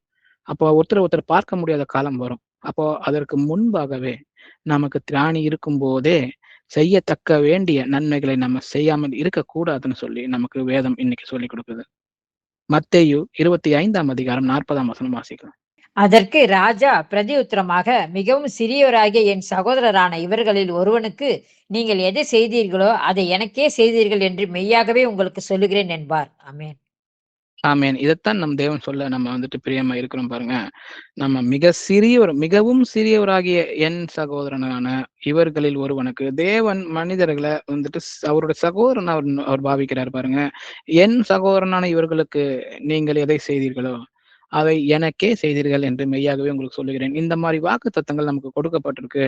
ஏன்னா தேவன் நம்ம மற்றவர்களை எப்படி நடத்துறோம், எப்படி பேசுறோன்றத கவனமாய் பார்க்கிற தேவனாய் இருக்கிறார். அதை பார்த்துதான் என் கூடவே வருகிறது, உங்களுடைய கிரியைகளின் பலன் என் கூட வருகிறதுன்னு சொல்றாரு இல்லைங்களா? அது இந்த மாதிரி பலனாதான் இருக்கு. அப்ப நீ ஏழைக்கு கொடுக்கிறவன் எனக்கே கடன் கொடுக்கிறான்னு சொல்லி சொல்லப்பட்டிருக்கு. நீங்கள் எதை செய்தீர்களோ, என்னுடைய சகோதரனுக்கு நீர் எதை செய்தீர்களோ அதை எனக்கே செய்தீர்கள். அப்போ இந்த இடத்துல நம்ம அன்பு தவிர வேற எதையாவது கொடுத்திருந்தோம்னா அதுதான் நமக்கும் கிடைக்கும்ன்றத தேவன் நமக்கு சொல்லி கொடுக்குறாரு பாருங்க. அப்போ அன்பு தான் நமக்கு தேவன்கிட்ட இருந்து வேணும்னா நம்ம அன்பை தான் கொடுக்குற பிள்ளைகளா இருக்கணும்னு சொல்லி நமக்கு வசனம் சொல்லி கொடுக்குது. சகரியா 7ஆம் அதிகாரம் வசனம் 9-10 வாசிக்கலாம். சேனைகளின் கர்த்தர் உரைக்கிறது என்னவென்றால், நீங்கள் உண்மையாய் நியாயம் தீர்த்து அவனவன் தன் தன் சகோதரனுக்கு தயவும் இரக்கமும் செய்து விதவையையும் திக்கற்ற பிள்ளையையும் பரதேசியையும் சிறுமையானவனையும் ஒடுக்காமலும் உங்களில் ஒருவனும் தன் சகோதரனுக்கு விரோதமாய் தன் இருதயத்தில் தீங்கு நினையாமலும் இருங்கள் என்றார். ஆமென். ஆமேன். இதுதான் பாருங்க அந்த பழைய காலத்திலிருந்து, பழைய ஏற்பாட்டு காலத்திலிருந்து சொல்லப்படுகிற விஷயம் பாருங்க. நீங்கள் உண்மையாய் நியாயம் தீர்த்து அவனவன் தன் தன் சகோதரனுக்கு தயவும் இரக்கமும் செய்து. அப்போ இது ஒரு பிரச்சனை இருக்கு பாருங்க. நம்ம நியாயம் தீர்க்கும் போது கூட தேவன் தான் நியாயாதிபதியா இருக்கிறார். நம்ம சில நேரத்துல நம்ம நியாயம் தீர்க்கிறோம். அப்ப வந்து சொல்றாரு, அப்படி நீ நியாயம் தீர்க்க கூடாதுன்னு சொல்றாரு. ஏன்னா அப்படி நீ தீர்க்கிறதா இருந்தா உண்மையாய் அதுக்கு அடிப்படையில அன்பு இருந்தா மட்டும்தான் நம்ம வந்துட்டு சரியான புத்திமதியை கூட இன்னொருத்தருக்கு சொல்ல முடியும். அன்பு இல்லைன்னா அந்த சகோதரனை சகோதரிய அந்த இடத்துல நம்ம மேன்மைப்படுத்தணும்னா நம்ம அன்பு செலுத்துறதா இருந்தா மட்டும்தான் நம்ம புத்தி சொல்லவே அந்த இடத்துல போகணும் பாருங்க. அன்பு இல்லைன்னா நம்ம செய்யறது வெறும் நியாயம் தீர்க்கிறதா ஆயிடும். அப்போ தேவன் வந்துட்டு மற்றவர்களை நீ நியாயம் தீர்க்காதன்னு சொன்னா அந்த வசனம் தான் நமக்கு ஞாபகம் வரும் பாருங்க. அப்ப இந்த இடத்துல சொல்றாரு, தன் தன் சகோதரனுக்கு தயவும் இரக்கமும் செய்து விதவையையும் திக்கற்ற பிள்ளையையும் பரதேசியையும் சிறுமையானவனையும் ஒடுக்காமல். ஏன்னா ஏன் இவங்களெல்லாம் லிஸ்ட் பண்ணியிருக்கிறாருன்னா, இவங்க தான் அதிகமா ஒரு சமுதாயத்துல ஒடுக்கப்பட்டவர்களா இருக்கிறாங்க. பரதேசிகள், வேற நாட்டிலிருந்து வருகிறவர்களுக்கு ஆதரவு இல்லாமல் இருக்கிறவர்களா இருக்கிறாங்க. அப்போ உலகத்துல மனித ஆதரவு இல்லாதவர்கள தான் அநேக நேரம் அந்த சமுதாயம் அவங்களை ஒடுக்கிறதா இருக்கு. அப்ப தேவன் அவர்களை எடுத்து சொல்றாரு, விதவையையும் திக்கற்ற பிள்ளையையும் பரதேசியையும் சிறுமையானவனையும் ஒடுக்காமல் உங்களில் ஒருவனும் தன் சகோதரனுக்கு விரோதமாய் தன் இருதயத்தில் தீங்கு நினையாமலும் இருங்கள். அப்போ நான் செய்யல நினைக்கிறேன்னா தேவன் சொல்றாரு, நீங்க நீங்க இருதயத்துல கூட நீங்க தீங்கு நினைக்காம இருக்கணும்னு சொல்லிக் கொடுக்குறான்றதை நம்ம பார்க்கணும் இல்லைங்களா? 1 பேதுரு 4ஆம் அதிகாரம் 8ஆம் வசனத்துல எல்லாவற்றிற்கும் மேலாக ஒருவர் ஒருவர் ஊக்கமான அன்புள்ளவர்களாய் இருங்கள். அன்பு திரளான பாவங்களை மூடும் சொல்லி நமக்கு சொல்லிக் கொடுக்கிறார். அப்போ நம்முடைய பாவங்கள் மூடப்படுவதே நம்ம மற்றவர்கள் மேல இருக்கிற அன்பை வைத்துதான் சொல்லிக் கொடுக்கிறாரு. அப்ப நமக்கு இது வேணும்னு நம்ம நினைச்சோம்னா நாம பிறர் மேல் அன்பு உள்ளவர்களா இருக்கணும். நம்மளுடைய பாவங்கள் முழுமையா மன்னிக்கப்பட்டு மூடப்படுகிறதே நம்ம மற்றவர்கள் மேல் வைத்திருக்கிற அந்த ஊக்கமான அன்பு இருக்கும்போதுதான் சொல்லி நமக்கு சொல்லிக் கொடுக்கப்பட்டிருக்கு. இன்னும் அநேக வசனங்கள் இருக்கு. நம்ம அடுத்த டாபிக்கு வந்துட்டு போகலாம். 3வது பகுதி, நான் உங்களை நேசித்தது போல ஒருவரை ஒருவர் நேசியுங்கள். அப்போ அந்த பிரதான கட்டளையில நீங்கள் உங்களை நேசிப்பது போல உங்கள் பிறனிடத்திலும் அன்பு கூறுங்கள். உன்னிடத்தில் நீ அன்பு கூறுவது போல அப்படின்னு சொல்லிக் கொடுத்தாரு இல்லைங்களா? அப்போ லேட்டஸ்ட் ஸ்டேஜ்ல அவர் வந்துட்டு இதை சொல்லிக் கொடுக்குறாரு. நான் உங்கள் அன்பாய் இருந்தது போல நீங்களும் ஒருவருக்கு ஒருவர் அன்பாய் இருங்கன்ற புதிய கட்டளையை கொடுக்குறேன்னு சொல்றாரு. இது 3வது பகுதியா இருக்கு பாருங்க. இப்ப வந்துட்டு அந்த அன்போட ஸ்டாண்டர்டை மேலுமா உயர்த்துறாரு. நான் எப்படி அன்பு செய்தேன்னு பாருங்க. அந்த மாதிரியான அன்பு தான் நீங்க செலுத்தணும்னு சொல்லி அவர் சொல்லுகிறாரு. இது யோவான் 13ஆம் அதிகாரம் 34ஆம் வசனத்துல இருக்கு. நீங்கள் ஒருவரில் ஒருவர் அன்பாயிருங்கள். நான் உங்களில் அன்பாயிருந்தது போல நீங்களும் ஒருவரில் ஒருவர் அன்பாயிருங்கள் என்கிற புதிதான கட்டளையை உங்களுக்கு கொடுக்கிறேன். நீங்கள் ஒருவரில் ஒருவர் அன்புள்ளவர்களாய் இருந்தால் அதனால் நீங்கள் என்னுடைய சீஷர்கள் என்று எல்லாரும் அறிந்து கொள்வார்கள். அப்ப நாம எல்லாருமே இன்னைக்கு டிசைபிள்ஸ் ஆஃப் ஜீசஸ் அப்படின்னு சொல்லிக் கொடுக்குறோம் இல்லைங்களா? நாம எல்லாருமே சீஷர்களா இருக்கணும். நம்மள சீஷர்கள்ன்றதை எப்படி அறிந்து கொள்ள முடியுமா? தேவன் எப்படி நம்ம மேல் அன்பாய் இருந்தாரோ அதை போல நாம் ஒருவரில் ஒருவர் அன்பாய் இருக்கும் பொழுதுதான் அந்த புதிய கட்டளையை நம்ம வந்துட்டு ஃபாலோ பண்ணும்போது மட்டும்தான் நம்மளுடைய சீஷர்கள் நம்ம வந்துட்டு தேவனுடைய சீஷர்கள் என்று மற்றவர்கள் அறிந்து கொள்ள முடியும்னு சொல்றாரு. அப்போ அன்பாய் இருக்க வேண்டும் என்பதே கற்பனையாய் இருக்கிறது. ஒருவன் தன் சிநேகிதருக்காக தன் ஜீவனை கொடுக்கிற அன்பினாலும் அதிகமான அன்பு ஒரு இடத்திலும் இல்லைன்னு சொல்லி கொடுக்கிறாரு பாருங்க.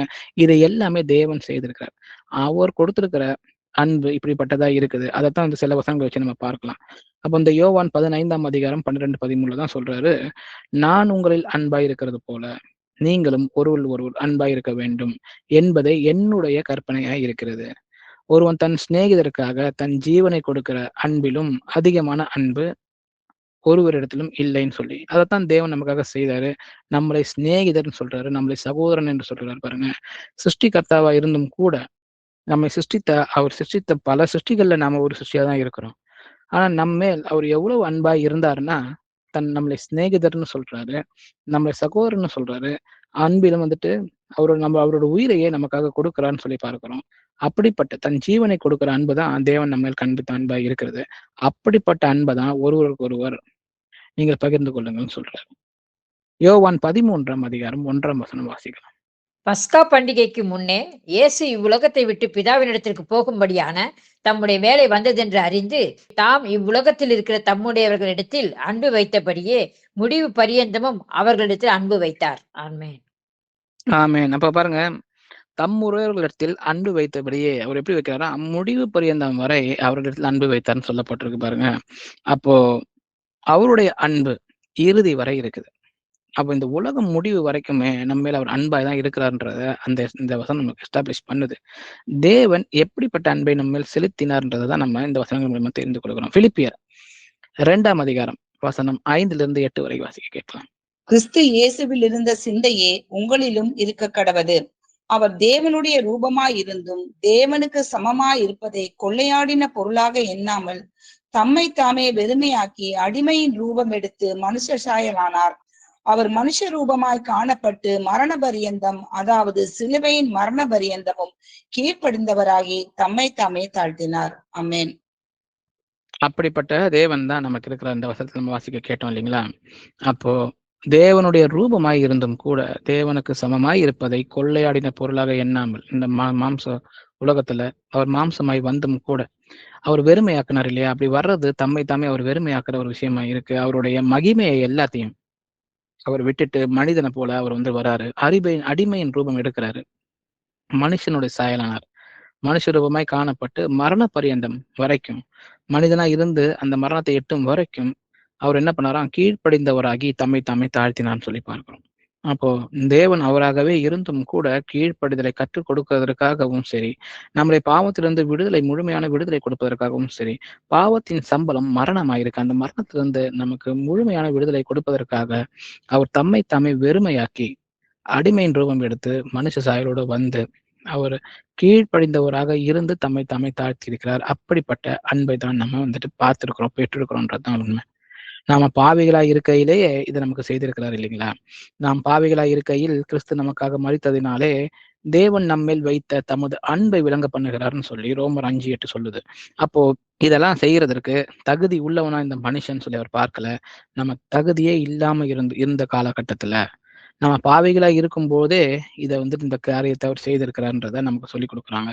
அப்ப நாமளும் கூட மற்றவர்கள் இடத்துல அந்த அன்பை காண்பிக்க நம்ம கொள்ளும் போது கூட அவர்கள் இருக்க தகுதி உள்ளவர்களான்னு சொல்லி நம்ம ஒரு செகண்ட் கூட யோசிக்க வேண்டிய அவசியம் இருக்குதான்றதை நம்ம நிதானத்தை பார்க்கணும் brothers and sisters. ஏன்னா பாவிகளா இருக்கும் போதுதான் தேவன் நம்ம கிட்ட வந்து அந்த அடிமையின் ரூபத்தை எடுத்து நமக்காக ரத்தம் சிந்தி நம்ம விடுதலை ஆக்கி கொடுத்திருக்கிறார். தேவன் நம்ம வைத்திருக்க அன்பே அப்படிதான் விளங்கப்படுகிறதுன்னு சொல்லி இந்த ரோமர் 5:8 சொல்லுது. அப்போ நாமளும் கூட எப்படிப்பட்ட சூழ்நிலை இருக்கிறவர்களா இருந்தாலும் சரி, அவர்களுக்கு விடுதலை வேண்டும்னு தேவன் எப்படி நம்ம அன்பா இருந்ததை போல நம்ம அவர்களுக்கும் அன்பா இருந்து நம்ம போய் அவங்களுக்கு சுவிசேஷ வசனத்தை சொல்றதா இருந்தாலும் சரி, அவங்களுக்காக ஜெபம் செய்யறதா இருந்தாலும் சரி, அவர்களுடைய தேவைகளை சந்திப்பதாக இருந்தாலும் சரி, அதை நம்ம தேவனுக்கே செய்யறதா நம்ம நினைத்து செய்ய வேண்டிய பிள்ளைகளாக நம்ம அழைக்கப்பட்ட பிள்ளைகளாக இருக்கிறோம். அதுதான் நம்ம மற்றவர்கள் மேல் செய்கிற உண்மையான அன்பா இருக்குது பாருங்க. எபேசியர் 5:2 வாசி. கிறிஸ்து நமக்காக தம்மை தேவனுக்கு சுகந்த வாசனையான காணிக்கையாகவும் பலியாகவும் ஒப்பு கொடுத்து நம்மில் அன்பு கூர்ந்தது போல நீங்களும் அன்பிலே நடந்து கொள்ளுங்கள். ஆமென்.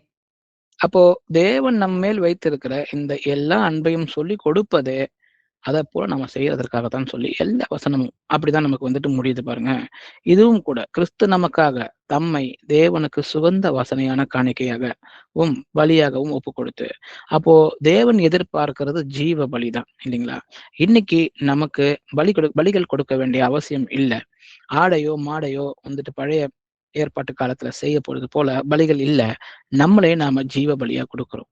அப்ப அவருக்கு சுகந்த வாசனையாக காணிக்கையாகவும் பலியாகவும் நம்மளை கொடுக்கணும்னா நம்மில் அவர் அன்பு கூர்ந்தது போல நீங்களும் அன்பிலே நடந்து கொள்ளுங்கள். அதுதான் தேவனுக்கு ஏற்ற பலிகளா இருக்குதுன்னு சொல்லி இந்த வசனம் நமக்கு சொல்லிக் கொடுக்குது. அதே போல நம்முடைய கர்த்தராகிய இயேசு கிறிஸ்துவின் கிருபையை அறிந்திருக்கிறீர்களே. அவர் ஐசுவரியம் உள்ளவராய் இருந்தும் நீங்கள் அவருடைய தரித்திரத்தினாலே ஐசுவரியானங்களாகும்படிக்கு உங்கள் நிமித்தம் தரித்திரரானாரேன்னு சொல்லி அவருடைய அன்பை குறிக்கிற வசனம் 2 கொரிந்தியர் 8:9 நமக்கு சொல்லப்பட்டிருக்கு. அப்படிப்பட்ட கிருபையை நாம் பெற்றிருக்கிற பிள்ளைகளாக இருக்கிறோம். வாசிக்கலாம். 1 பேதுரு 2:21. இதற்காக நீங்கள் அழைக்கப்பட்டும் இருக்கிறீர்கள். ஏனெனில் கிறிஸ்துவும் உங்களுக்காக பாடுபட்டு நீங்கள் தம்முடைய அடிச்சுவடுகளை தொடர்ந்து வரும்படி உங்களுக்கு மாதிரியை பின்வைத்து போனார். ஆமென். அவருடைய அரிச்சுவைகளை நம் பின்பற்றி போகும்படியாக ஒரு மாதிரியை பின்வைத்து போனார்னு சொல்லி பார்க்கப்பட்டிருக்கு. அப்போ அவர் செய்து காண்பித்திருக்கிற எல்லா விஷயமும் நாம் அதை பின்பற்றி செய்வதற்காகவே பாருங்க. கிறிஸ்து உங்களுக்காக பாடுபட்டு நீங்கள் தம்முடைய அடிச்சுவடுகளை தொடர்ந்து நடக்கும்படிதான். அப்போ இதை செய்து எல்லாமே பாருங்க. பிதாவே இவர்களை மன்னியும், தாங்கள் செய்கிறது என்னதென்று அறியாது இருக்கிறார்களே அப்படின்னு சொல்லி லூக்கா 23:34 அவர் சொல்றாரு. அந்த நேரத்திலும் கூட அவருடைய பாவத்தை மன்னிக்கிறவராக இருக்கிறார் பாருங்க. அவருடைய வஸ்திரங்களை அவங்க பங்கு போட்டு கொண்டிருக்கும் பொழுது இந்த வசனத்தை அவர் சொல்லுகிறார். அப்படிப்பட்ட அன்பு அவர் விட்டு சென்றிருக்கிற அடிச்சுவடுகள் இப்படிப்பட்டதா இருக்கு பாருங்க. அவர் தமக்கு முன் வைத்திருந்த சந்தோஷத்தின் பொருட்டு அவமானத்தை எண்ணாமல் சிலுவையை சகித்து தேவனுடைய சிங்காசனத்தின் வலது பார்த்தில் வீட்டிருக்கிற தேவனா இருக்கிறாரு. அப்படிப்பட்ட அடிச்சுவடுகளை தான் தேவன் நமக்கு பின் வைத்து போயிட்டு இருக்கிறாரு. அப்ப அதைத்தான் நாம் பின்பற்றுகிற பிள்ளைகளாக இருக்கணும்னு சொல்லி நமக்கு வசனம் அழைக்கப்படுது. மத்தேயு 5:44.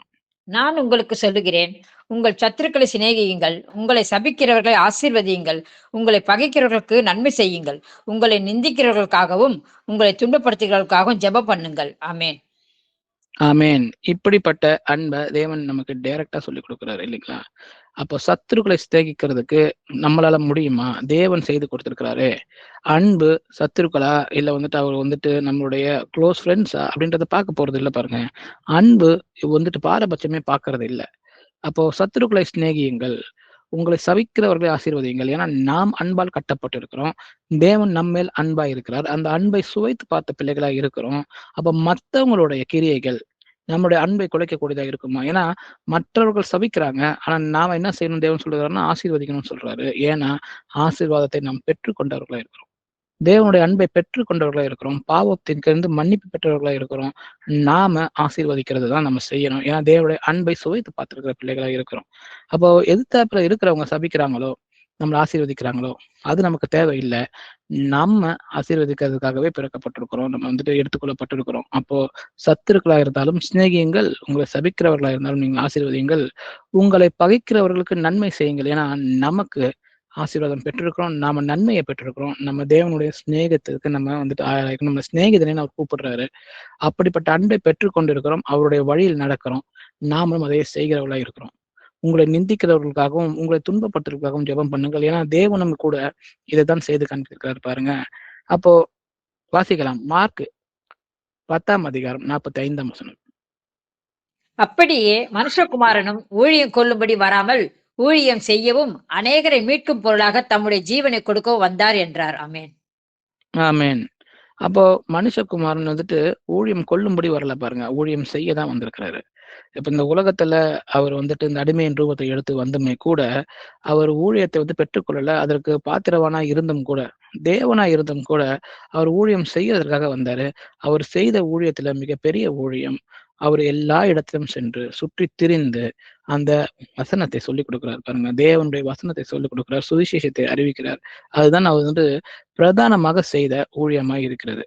ஏன்னா அதை தாண்டின அன்பு வந்துட்டு ஒன்று இல்ல. ஏன்னா அதற்கு தடையாய் இருக்கிற பிசாசுகளை வந்துட்டு அவர் விரட்டுறாரு. அதற்கு தடையாய் இருக்கிற நோய்களை குணமாக்குறாரு. அந்த மனதில் இருக்கிற கடினங்களை எடுத்து போடுகிறார். ஆனா சுவிசேஷ அறிவிப்பை ஏற்றுக்கொள்வதற்கான மனதாய் எல்லாத்தையும் அவர் மாற்றி அந்த வசனத்தை சொல்லிக் கொடுக்கிறார். அதை ஏற்றுக்கொள்கிறவர்கள் ரட்சிக்கப்படுகிறார்கள். அதை ஏற்றுக்கொள்ளாதவர்கள் ஆக்கினை தீர்ப்புக்கு உள்ளாக்கப்படுகிறார்கள். இதைத்தான் தேவன் நமக்கும் சொல்லிக் கொடுக்கிறார். அப்போ உண்மையான அன்பு நம்ம செலுத்துறதா இருந்தா, தடையா இருக்கிற விஷயங்களை நம்ம வந்துட்டு எடுத்து போட்டு உதவி செய்தாலும் கூட, முக்கியமான விஷயம் தேவன் எப்படிப்பட்ட அன்பாய் இருக்கிறார், எப்படி அவர் நம்மளை சீஷர்களாக அழைத்திருக்கிறார்ன்ற அந்த சுவிசேஷத்தை சொல்லிக் கொடுப்பதுதான் உண்மையான அன்பாய் இருக்கிறது. நம்ம மற்றவர்கள் மேல் அன்பை செலுத்தக்கூடியதா இருக்குதுன்னு சொல்லி பார்க்கணும். அப்போ இப்படிப்பட்ட அன்பை மனிதன் செய்ய முடியுமா? ஏன்னா தேவன் இதை செய்து காண்பித்திருக்கிறார். ஆனா வந்துட்டு அதை வந்துட்டு நம்ம பார்க்கிறோம். அப்போஸ்தலர்கள் வாழ்க்கையில அவங்க செய்து காண்பித்திருக்கிறார்கள். அப்ப நம்ம ஸ்தேவான கூட நம்ம பார்க்கிறோம் பாருங்க. அப்போஸ்தலர் 7ஆம் அதிகாரத்துல அவர் கல் எறியப்பட்டு கொண்டு இருக்கும் பொழுது அவர்களுக்காக வந்துட்டு அவர் வந்துட்டு இவர்களை மன்னியுங்கள் அப்படின்னு சொல்லி அவர் வந்துட்டு வேண்டுறத பார்க்கிறோம். அப்போ இயேசப்பா செய்தது போலவே இங்க ஸ்தேவான் வந்துட்டு இந்த இடத்துல செய்றாரு. அப்போ அவர் வந்துட்டு பந்தி விசாரிப்புக்காக அழைக்கப்பட்டவர்கள் ஒருவராய் இருந்தும் கூட ஆவியானவரால் நிறுத்தப்பட்டிருக்கிற தோட்டு நம்ம இன்னைக்கு வசனத்துல பார்த்தோம். ஆவியானவர் பரிசுத்த ஆவியானவர் வந்து தேவ அன்பை ஊற்றுகிறார். அவருடைய இருதயத்துல ஊற்றப்பட்ட அந்த அன்பு இருந்த தோட்டு தான் ஸ்தேவான் கல்லிருந்து கொல்லப்படுற அந்த நேரத்துல கூட இயேசு கிறிஸ்துவை போலவே இவர்களை மன்னியும்னு சொல்லி அந்த மன்னிக்கிற அந்த அன்பை அவர் காண்பிக்க முடியுதுன்னு சொல்லி பார்க்கிறோம். ஏன்னா தேவனுடைய அன்பை பெற்றுக்கொண்டவராய் இருக்கிறார். அப்போ கிறிஸ்துவை பிரசங்கிப்பதை காட்டிலும் ஒரு அன்பு நம்மளால கொடுக்க முடியாது பாருங்க. ஏன்னா நாம எந்த அன்பை காண்பிச்சாலும் நம்ம தேவைகளை சந்தித்தாலுமே கூட, ஒருத்தருக்கு பண உதவி செய்தாலும் கூட, எவ்வளவு பெரிய அன்பை நம்ம காமிச்சாலும் அது எல்லாமே நிரந்தரமான அன்பாக இருக்க முடியாது. ஆனா கிறிஸ்துவை பிரசங்கித்து அவர்களுக்கும் கிறிஸ்துவுக்கும் உள்ள அந்த ரிலேஷன்ஷிப், அந்த உடன்பாடை நம்ம வந்துட்டு ஏற்படுத்தி கொடுக்கும் பொழுது, அந்த உடைந்த இருதயங்களுக்கு முழுமையான விடுதலை கிடைக்கும் பொழுது, அவர்கள் ஆத்துமா ரட்சிக்கப்படுகிறது. ஆத்துமா வாழ்வது போல அவர்களால் வாழ முடியும்ன்ற அந்த விஷயத்தை தான் நம்ம கொண்டு போய் சேர்க்கிற பிள்ளைகளாக இருக்கணும். அதனாலதான் நாம இயேசுவை பற்றி சுவிசேஷமாய் கொண்டு போய் சொல்லுவது நம் அனைவர் மேலும் விழுந்த கடமையா இருக்கு. அதை நம்ம எப்படி செய்தாலும் சரி, தனிப்பட்ட முறையில் போய் பேசினாலும் சரி, அப்போ இதை வந்துட்டு ஒரு வீடியோவை எடுத்து நான் எல்லா இடத்துலையும் போட்டாலும் சரி, எப்படிப்பட்டதா இருந்தாலும் சரி, இந்த சுவிசேஷத்தை பிரசங்கிப்பது அனைவர் மேலும் விழுந்த கடமையா இருக்குது. ஏன்னா இது அன்பின் அடிப்படையா இருக்கு. தேவன் எப்படிப்பட்ட அன்பா இருந்தார், அந்த அன்பு ஒரு இடத்துல இருந்து இன்னொருத்தருக்கு போகிறதுக்கு இந்த வசனமானது சொல்லிக் கொடுக்கப்பட்டே ஆகணும் பாருங்க பிரதர்ஸ் அண்ட் சிஸ்டர்ஸ். அப்போ அன்பிற்கு தடையா இருக்கிற பாவத்தை தேவன்கிட்ட இருந்து மன்னிப்பு கேட்டு நம்ம ஜெபம் செய்து மன்னிப்பு கேட்டுக்கொள்கிறோம். நம் முழுவதா நம்ம மேல் அன்பாய் இருக்கிறதுக்கு நமக்கு வசனங்கள் இன்னைக்கு சொல்லிக் கொடுக்கப்பட்டிருக்கு. அதே போல நம்ம மற்றவர் மேல் அன்பாய் இருக்கிறதுக்கு புறப்பட்டு போய் இந்த சுவிசேஷத்தை அறிவிக்கும் பொழுது மற்ற எந்த உதவி செய்தாலும் அது தற்காலிக இரக்கமா இருக்குது. ஆனா தேவன் கொடுக்கிற முழுமையான நித்திய மீட்பு அவர்கள் சுவிசேஷத்தை ஏற்றுக்கொண்டு தேவனிடத்தில் வருவதே உண்மையான அன்பா இருக்கிறது. அப்படிப்பட்டவர்கள் தான் இன்னொருத்தருக்கு அந்த அன்பை சொல்லிக் கொடுக்க முடியும்னு சொல்லி பார்க்கிறோம். ஏன்னா ஏசாயா 61ஆம் அதிகாரத்துல தேவன் தீர்க்க தரிசனமா சொன்னப்பட்ட வசனம், கர்த்தராகிய தேவனுடைய ஆவியானவர் என் மேல் இருக்கிறார், சிறுமைப்பட்டவர்களுக்கு சுவிசேஷத்தை அறிவிக்க கர்த்தர் என்னை அபிஷேகம் பண்ணினார்னு சொல்லி முதலாவது அவர் சிறுமைப்பட்டவர்களுக்கு சுவிசேஷத்தை அறிவிக்கிறது தான், அதற்காக தான் அபிஷேகம் பண்ணப்பட்டிருக்கிறேன்னு சொல்லி சொல்றாரு பாருங்க. இரண்டாவதுதான் இருதயம் நொறுகுண்டவர்களுக்கு காயம் கட்டுதலையும் சிறைப்பட்டவர்களுக்கு விடுதலையையும் கட்டுண்டவர்களுக்கு கட்டவிழ்த்தலையும் கூறவும் சொல்லி சொல்லப்பட்டிருக்கு. அப்போ முதலாவது அவர் சுவிசேஷத்தை அறிவிக்கிறதுக்காக அபிஷேகம் பண்ணப்பட்ட தேவனா இருக்கிறார். இன்றைக்கு நாமும் கூட அதே தான் அவர் செய்தார். அதே போல இன்னைக்கு நாமும் கூட அதற்காகத்தான் அபிஷேகம் பண்ணப்பட்டவர்களா இருக்கிறோம், பிரித்தெடுக்கப்பட்டவர்களா இருக்கிறோம், சுவிசேஷத்தை அறிவிக்கவும். அப்புறம் இருதயம் நொறுங்குண்டவர்களுக்கு காயம் கட்டுதலையும், தேவன் இருக்கிறார், தேவன் எல்லாத்தையும் செய்ய வல்லவராய் இருக்கிறார்னு சொல்லிக் கொடுப்பதை விட ஒரு இருதயம் நொறுங்குண்டவர்களுக்கு நம்ம எப்படிப்பட்ட காயங்களை நம்ம கட்ட முடியும்? அதை விட ஒரு சிறந்த காயம் கட்டுதல் இருக்க முடியாது பாருங்க. அதே போல சிறைப்பட்டவர்களுக்கு விடுதலையையும் கட்டுண்டவர்களுக்கு கட்டவிழ்த்தலையும் நம்ம ஜபத்தின் மூலமாக நம்ம செய்து தேவன் அதற்கான விடுதலையை பரிபூர்ணமா அவர் கொடுக்கிறதா இருக்கிறார். அப்போ மத்தேயுல அந்த 25ஆம் அதிகாரம் வசனம் 35, 36 சொல்லியிருக்கிறார் இல்லைங்களா? நான் பசியாய் இருந்தேன், எனக்கு போஜனம் கொடுத்தீர்கள், தாகமாய் இருந்தேன், என் தாகத்தை தீர்த்தீர்கள், அந்நியனாய் இருந்தேன், என்னை சேர்த்து கொண்டீர்கள், வஸ்திரம் இல்லாதிருந்தேன், எனக்கு வஸ்திரத்தை கொடுத்தீர்கள், வியாதியாய் இருந்தேன், என்னை விசாரிக்க வந்தீர்கள், காவலில் இருந்தேன், என்னை பார்க்க வந்தீர்கள். இது எதுவுமே ஆவிக்குரிய விஷயத்துல இது எல்லாமே தேவனை கொண்டு போய் சேர்க்கிற விஷயங்களா தான் இருக்குதுன்றத நம்மளுடைய விஜய் பிரதரே ஒரு தடவை அவருடைய மெசேஜ்ல சொல்லி கொடுத்திருந்தாரு பாருங்க. அப்போ இப்படிப்பட்ட விஷயங்கள் ஆவிக்குரிய விஷயத்துல இந்த வசனத்தை பார்க்கும்போதுதான் அவர் வலது பக்கம் இருக்கிற ஆடுகளை பார்த்து சொல்லுகிறாரு, வாங்க என் கூட ராஜ்யத்துக்குள்ள பிரவேசிங்கள்னு சொல்லி இப்படிப்பட்ட காரியங்களை செய்தவரை தான் கூப்பிடுறாரு பாருங்க. அப்ப இப்படிப்பட்ட காரியங்கள், உண்மையான போஜனம் தேவனுடைய வார்த்தை, அதுல இருந்து தான் ஜீவ ஊற்று புறப்படுகிறதுன்னு சொல்லி நமக்கு வசனம் சொல்லப்பட்டிருக்குது. அப்ப அந்த ஜீவ ஊற்று புறப்படுகிற வசனத்தை எடுத்து சொல்வதுலதான் ஒருவருக்கு பசியிலிருந்து அவருக்கு விடுதலை கொடுக்க முடியும். தாகத்திலிருந்து அவங்க பரிசுத்த ஆவியானவரை பற்றி சொல்லி ஆவியானவர் அவர்கள் மேல் இறங்கி அந்த அன்பை ஊற்றும் பொழுதுதான் அவருடைய தாகம் தீர்க்கப்படுகிறதா இருக்கு. அப்போ தேவனுக்கு பிரியமில்லாத காரியத்துல அந்த மாதிரி ஒரு உலகத்துல வாழ்ந்து கொண்டு இருக்கிறவர்களுக்கு தேவனை அறிமுகப்படுத்தி தேவன் எப்படிப்பட்ட பரிசுத்தத்தை விரும்புகிறார்ன்றதை சொல்லி கொடுக்கிற விஷயங்களை வைத்து தானே ஒருவரை தேவனிடத்துல அன்புள்ளவர்களாக தேவனுடைய அன்பை புரிந்து கொள்கிறவர்களாக நம்ம மாற்ற முடியும். அதை செய்யும் போதுதான் அது தற்காலிகமான ஒரு உதவியா இல்லாம, அன்பா இல்லாம நிரந்தரமான அன்பா இருக்கிறது. தேவனிடத்துல மற்றவர்களை சென்று அவங்களுக்கு அந்த அந்த பிரமாணிக்கத்தை, தேவனோட அந்த ஐக்கியத்தை கொண்டு செல்வதனால் மட்டுமே நம்மளால் தேவனை போல மற்றவர்களுக்கு நம்ம அன்பாக இருக்க முடியும். அப்போ 3 விஷயங்கள் நம்ம பார்த்தோம். முதலாவது, என்னுடைய ஆத்மா சரியான முறையில இருக்கணும், ஆத்மாவிற்கு சரியான அமைதி கிடைக்கணும், தேவனுடைய சமாதானம் இருக்கணும்னா நான் எப்படிப்பட்ட அன்பை என் மேல் வைத்திருக்கணும், தேவனுடைய கற்பனைகளை பின்பற்றுகிறவனாக இருக்கணும், சுய கண்டனத்தை ஒழித்தவனாக இருக்கணும், தேவன் மேல் பரிபூர்ண விசுவாசம் கொண்டவனாக இருக்கணும். 2வது, மற்றவர்களுக்காக எக்ஸ்டர்னலா நான் கேர் பண்றேன். அப்போ நான் அவங்களுக்காக தேவைகளை சந்திக்கிறேன்.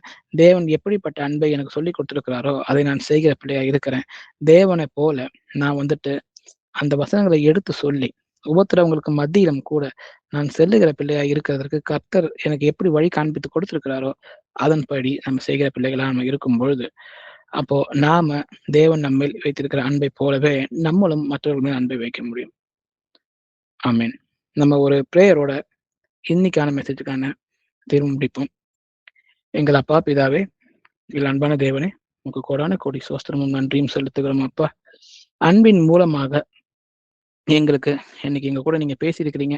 இதுதான் சுயாதீன பிரமாணமாகிய பூரண பிரமாணம் எங்களுக்கு சொல்லிக் கொடுக்குது ஏசப்பா. அதற்காக உங்களுக்கு நன்றி செலுத்துகிறோம். தேவன் நீங்க அன்பாகவே இருக்கிறீங்கன்னு சொல்லி 1 யோவான் 4:8 எங்களுக்கு இன்னைக்கு சொல்லிக் கொடுத்துச்சு. நீங்கள் எப்படி இருக்கிறீங்களோ அதே போல நாங்களும் இருப்பதற்கு, நாங்கள் அன்பாய் இருப்பதற்கு தேவையான விஷயங்களை நீங்க சொல்லிக் கொடுத்துருக்கிறீங்கப்பா. அதை நாங்கள் செய்து கொள்கிற பிள்ளைகளாக எங்க ஒவ்வொருவரும் நீர் ஆசீர்வதிக்க வேண்டுமே நான் இந்த நேரத்துல ஜெபிக்கிறேனப்பா. உங்களுடைய சத்தியமான அன்பை அறிந்து கொள்வதற்கு எங்களுக்கு அந்த ஞானத்தை கொடுங்க. எங்கள் ஆத்மாவை காத்துக் கொள்வதற்கான அந்த மகா கிருபை எங்களுக்கு கொடுங்கப்பா. உங்கள் இருதயத்தை எல்லா ஜாக்கிரதையோடும் காத்துக் கொள்ளணும்னு சொல்லி நீங்க நீதிமொழிகள்ல சொல்லி கொடுத்தீங்க. நாங்கள் உங்க இருதயத்தை எல்லாத்திலிருந்தும் எங்கள் ஆத்மாவை காத்துக் கொள்கிற அந்த ஞானத்தையும் சுத்தமான மனதையும் எங்கள் ஒவ்வொருவருக்கும் நீர் கொடுக்க வேண்டுமே நாங்கள் இந்த நேரத்தை ஜெபிக்கிறோம். தேவனுடைய மன்னிப்பை எசப்பா முழுமையா விசுவசிக்கிற பிள்ளையா எங்களை மாத்துங்கப்பா. ஏன்னா நாங்கள் கேட்ட மாத்திரத்திலேயே தேவன் எங்களோட பாவங்களை மன்னித்தார். தைரியமாக அவருடைய கிருபாசன தண்டையில தேறுகிற பிள்ளைகளாக நாங்கள் ஒவ்வொருவரும் இருக்கிறதற்கு அப்பா எங்களுக்கு எந்த தடையும் இல்லாமல் எங்கள் விசுவாசத்தை அதிகப்படுத்தி ஏசப்பா உம்மிடத்தில் வருவதற்கு தயக்கமின்றி வருவதற்கு எங்கள் ஒவ்வொருவருக்கும் நீர் உதவி செய்ய வேண்டும். அதே போல உம்முடைய வார்த்தையால் அனுதினமும் எங்களை புதுப்பிக்க வல்லவராக இருக்கிறீங்க. உமது அங்க ஆத்மா ரட்சிப்பிற்கு உமது வார்த்தை தேவையாக இருக்குது. அதை நாங்கள் எப்போதும் எங்களோட சிந்தையிலே வைத்து நாங்கள் நடந்து கொள்கிற பிள்ளைகளாக எங்களை நீங்க ஆக்கணும் ஏசப்பா. அதே போல உன்னை நீ நேசிப்பது போல உன் அயலானையும் நேசிக்கணும்னு நீங்க சொல்லி கொடுத்துருக்கிறீங்க. அது ஒரு நேச்சுரலான ஒரு ஃபீலிங்கா எங்களுக்கு இருக்கணும் ஏசப்பா. நாங்க ஏதோ அதை கொண்டு போய் நாங்க செய்யணுன்றது இல்லாம அன்பை ருசித்து பார்த்த பிள்ளைகளாக இருக்கிறோம். நாங்க அன்பை காண்பிக்கிற பிள்ளைகளாக இருக்கணும் ஏசப்பா. எங்களுடைய நடக்கைகளிலும் சரி, எங்களுடைய பேச்சுக்களிலும் சரி, எங்களுடைய சிந்தனைகளிலும் சரி ஏசப்பா. நீங்கள் எங்கள் இருதயத்தை ஆராய்ந்து அறிகிற தேவனா இருக்கிறீங்க. உண்மையான அன்பு எங்கள் இருதயத்தில் இருக்கும்படியாக நீங்க செய்ய வேண்டுமா இந்த நேரத்தில் நான் ஜெபிக்கிறேன். அப்பா இரக்கமும் கருணையும் எங்களுடைய பேச்சுக்களிலும் எங்கள் செயல்களிலும் மற்றவர்களை நடத்துகிற விதத்திலும் எப்போதும் வெளிப்படும்படியாக நீங்கள் ஒவ்வொருவரும் நீங்கள் ஆசீர்வதிக்க வேண்டுமே நான் ஜெபிக்கிறேன் அப்பா. நீங்கள் எப்படி நேசிச்சீங்களோ, நீங்க எப்படி வழி காண்பித்திருக்கிறீர்களோ அதன்படி நாங்கள் நடக்கவும், அதே போல இந்த சுவிசேஷத்தை துணிவாக சென்று போய்ப்பா எங்க எல்லார்கிட்டையும் யார் யார் மீதெல்லாம் நாங்கள் அன்பு செலுத்த வேண்டும் நாங்கள் நினைத்திருக்கிறோமோ அதை எல்லார்கிட்டையும் சொல்லி கொஞ்சம் கூட ஒரு தயக்கம் இல்லாமல் நாங்கள் உங்க இந்த அன்பை செலுத்துகிற பிள்ளைகளாக இருக்க எங்களை ஒவ்வொருவரும் நீர் வழி நடத்த வேணும்ப்பா. எங்களை நீங்க அனுப்பி விடுங்க. நாங்கள் இந்த அன்பை கொண்டு போய் செலுத்துகிற பிள்ளைகளாக எங்கள் ஒவ்வொருவரும் நீ மாற்றி விட முடியுமா நான் ஜெபிக்கிறேன். இயேசு கிறிஸ்துவின் மகா பரிசுத்த நாமத்தின் ஜெபத்தை ஏறெடுக்கிறேன். என்றும் ஜீவன் உள்ள நல்ல பிதாவே, ஆமென். Praise the Lord.